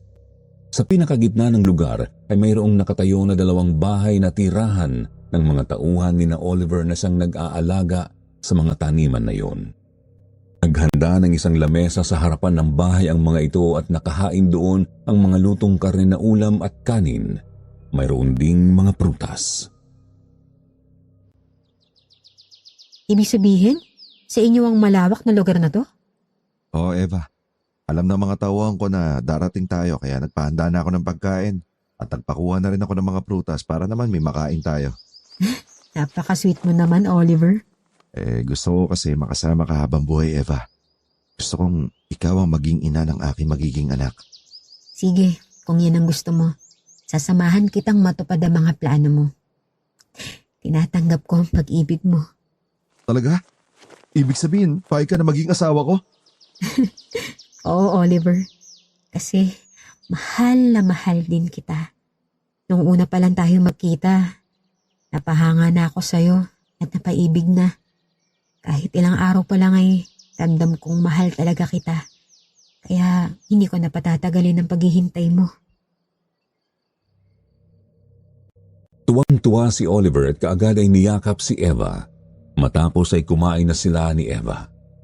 Naging masaya sila ng pagkakataong yun. Masarap ang mga nilutong pagkain, kaya naman marami din ang nakain ni Eva, lalo na ang adobong atay at laman na paborito talaga ni Eva. At makalipas ang mahabang oras ay inihatid na si Eva ni Oliver dahil mag-aalas 6 na ng hapon. Nang makauwi si Eva ay kaagad na nakatulog. Hindi na nga nagawa pang kumain ng hapunan para sabayan sina Melody at Vanjie. Kaya naman nang makita ni Melody na mahimbing na ang tulog ni Eva ay hindi na iyon ginising pa. Ang lumalim na ang gabi ay napadungaw sa bintana si Melody nang marinig na nagkakagulo na naman ang mga tao. Vanjie, dito ka lang Lalabas lang ako. May hinahabol na aswang yung mga nagloronda. Ikaw na yung bahala magsabi kay ate pag nagising siya. Sumang-ayon naman si Vanjie kaya naman nagmamadaling lumabas ng bahay si Melody kung saan sumunod siya sa mga taong nagroronda na hinahabol ang aswang. Pero dahil madilim at mabilis ang aswang ay natakasan ang mga humahabol. Kaya naman naisipan ni Melody na bumalik na sa bahay ni Vanjie nang mapadaan siya sa tapat ng malaking puno kung saan naaninag niya na tumakbo patungo roon si Oliver. Maingat na sumunod si Melody kung saan nakita niya ang pagbabagong anyo ni Oliver nang humarinyo ng suot na damit. Nabalot ng maiitim at mahahabang balahibo ang buong katawan ni Oliver. Humaba din ang mga kuko at nagkaroon ng pangil. Matapos ay tumakbo na ito sa kadiliman. Nagsumiksik naman sa likuran ng puno si Melody para di siya makita ni Oliver. Matapos nyon ay nagmamadali siyang umuwi. Buti naman gising ka na, Ate Eva. Meron akong malig na sasabihin sa'yo. Saan ka ba galing? Bakit parang pagod na pagod ka? Ate Eva, habang maaga pa, layuan mo na si Oliver. Delikado siyang tao. Isa siyang gabunan. Ano ba yung pinagsasasabi mo, Melody? Sinasabi mo lang yung bagay na yan kasi naiinggit ka sa akin eh. Kasi di ba may gusto ka kay Oliver, pero hindi ikaw ang niligawan niya. Kaya ngayon gumagawa ka na lang ng ganyang kwento para iwasan ko si Oliver eh. Pero pues, hindi ko yan gagawin. Kasi tinanggap ko na ang pag-ibig niya. Hindi ako gumagawa ng kwento, ate. Talagang nakita ko siya kanina. Isa nga siyang gabunan. Huwag ka magpabulag sa magandang anyo na dahil isa siyang salot. Tumigil ka na nga! Huwag kang mambibintang. Kasi hindi siya ganong klaseng nilalang. Mabait siya at mahal niya ako. Saka... Hindi na naituloy ni Eva ang sasabihin dahil natutop niya ang sumasakit na tiyan. Napasandal ito sa gilid ng pintuan ng kwarto kasabay ang pagtulo ng laway niya. Nangangapos din ang paghinga dahil pakiramdam niya ay sobrang init.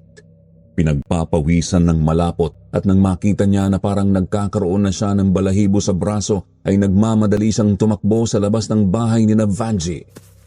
Tumakbo siya sa kakahuyan pero sinundan siya ni Melody. Ate Eva, ate, anong nangyayari sa'yo? Sabihin mo sa akin para matulungan kita.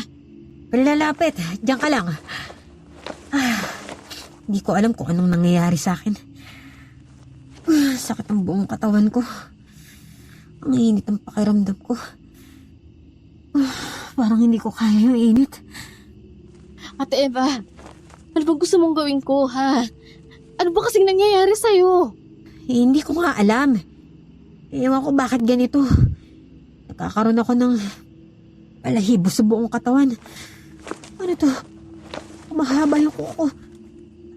At ako yung ipin. Ate?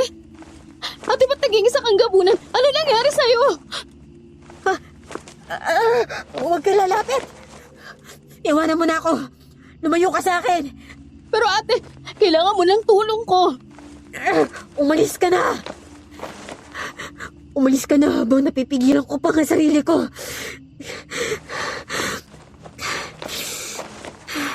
Alis na! Bago pa kita malaba! Ayaw kong akong pumatay sa'yo. Umalis ka na, Melody. Umalis ka na, pakiusap! Pero Eva, nangako ka, hindi mo ako sasaktan eh. Hindi tayo magkakaiwalay, di ba? Sabihin mo anong gagawin ko, sabihin mo sa akin.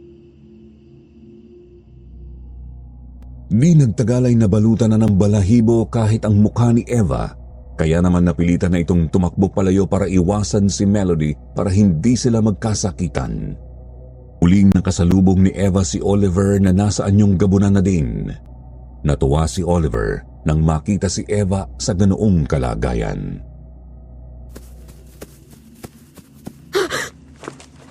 Ibig sabihin, isa ka rin gabunan. Anong ginawa mo sa akin? Bakit naging katulad mo ako? Hindi ba sabi mo mahal mo ako at payag ka na maging ina ng aking mga anak? Mangyayari lang kasi yun kung parehas tayo. Ang mga karne at adobong atay na kinain mo ay karne at atay ng tao. Alam ko na pagsapit ng gabi ay magbabago na ang anyo mo at magtataka ka kaya nandito na ako. Kaya pala naging gabunan ako. Ngayon ko lang naisip na mali ang lahat na sinabi mo. Na dumadayo lang dito ang mga aswang. Tama ka. Ako at ang aking ama at ilang mga tauhan ang mga gabunan na dito naglulungga. Ang mga dumadayo dito ang aming binibiktima. Hindi kami tumatalo ng taga rito upang patuloy na makapagkanlong sa kanila at maniwala sila na dumadayo lang ang mga aswang dito. Kung ganun, pati pala ang iyong ama na Kapitan Del Barrio ay isa ring gabunan. Nakakatawa kasi nagiging isang pamilya na tayo. Tama ka. Magiging isang pamilya na tayo. Ipapakilala kita sa kanya para mahingi natin ang kanyang pasbas para magpakasal na tayo. Sige, hindi na ako tatanggi kasi mahal kita. At siguro ay ito na talaga ang aking kapalaran, ang maging asawa ng gwapong gabunan. Natuwa naman si Oliver kaya naman inakbayan na nito si Eva at isinama sa kanilang bahay kung saan naroon ang ama ni Oliver. Napatitig si Eva sa matandang lalaki na ama ni Oliver nang makaharap na iyon dahil sa tingin ni Eva kahit ganoon nakatanda ang lalaki ay malakas pa din yun. Eva, ang aking ama, si Antonio. Kamusta po? Natutuwa ako makita kayo. Ama, siya ang babaeng sinasabi ko sa'yo. Ngayon na isa na siyang kalahi natin at gusto kong hingin ng basbas niyo na maikasal kami sa lalong madaling panahon. Sumang-ayon naman ang ama ni Oliver. Sinabi nito na kailangan nilang maghanda para sa pag-iisang dibdib ni na Oliver at Eva. Kailangan ng mamahaling alak at tao na ihahanda nila sa piging. Si Eva na mismo ang nagsabi kay Oliver na si Melody na lang ang ihanda nila sa kanilang kasal. Bagay na ipinagtaka ni Oliver. Bakit si Melody pa? Hindi ba kapatid mo siya? Hindi ko siya tunay na kapatid. Isa pa, nakita niya na ako maging isang gabunan. Kung patuloy siyang mabubuhay, may pagkakalat niya ang aking lihim. Delikado yun para sa akin. Alam din niya tungkol sa'yo. Kaya nga nagtalo kami kanina eh. Sa bagay, tama ka nga. Kailangan manatiling lihim ang lahat ng tungkol sa atin. Kaya ang sino mang maaaring maging sagabal ay dapat mawala. Kayo nang bahalang dumukot kay Melody. At ako nang bahalang maghanda sa masarap na alak na ating pagsasaluhan. Mahaba pa ang gabi. Huwag tayong mag-aksaya ng panahon.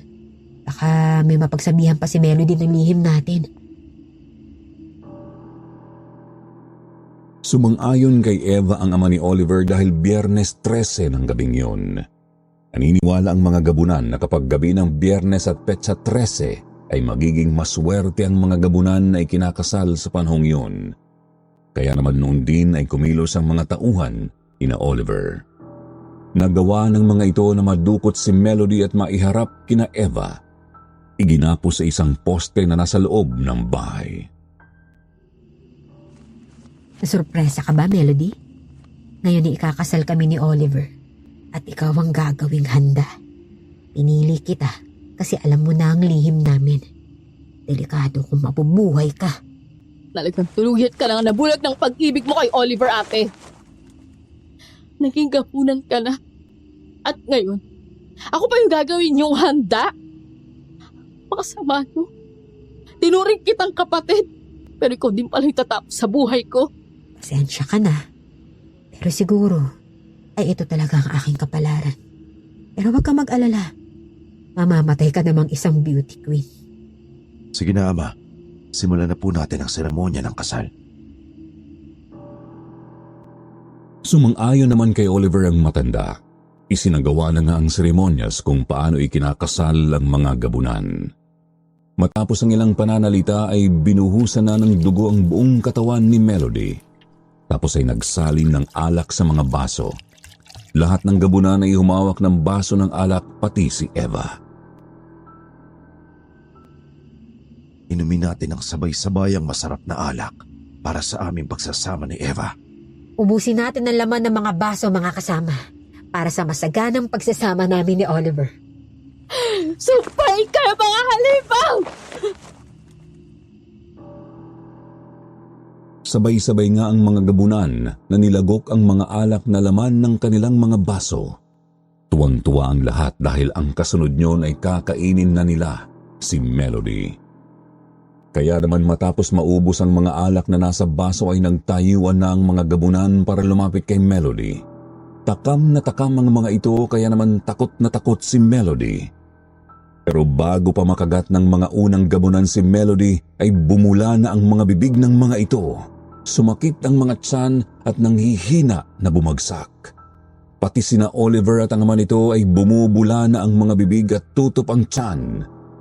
Sa kanila nakita na hindi pala uminom ng alak si Eva.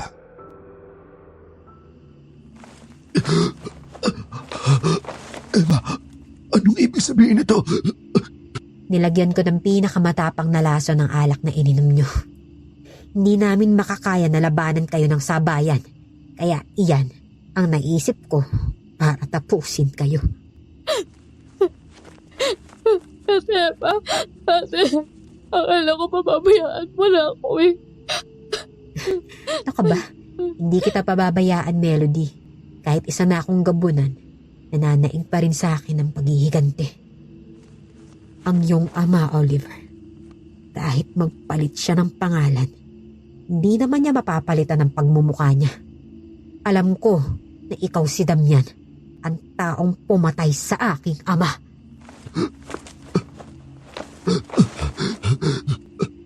Hangal ka. Nahisaan mo ako. Napaniwala mo kami.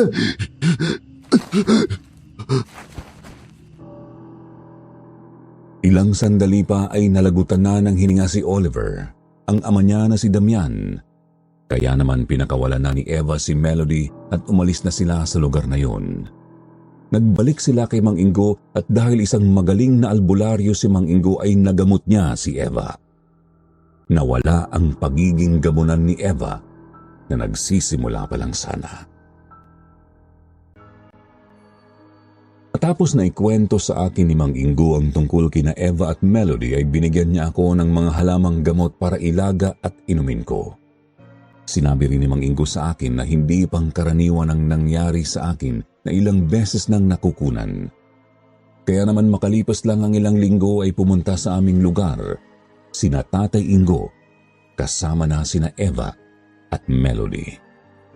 Namalagi sila ng isang gabi sa aming bahay dahil sabi nila aswang ang may kagagawan kaya palagi akong nakukunan.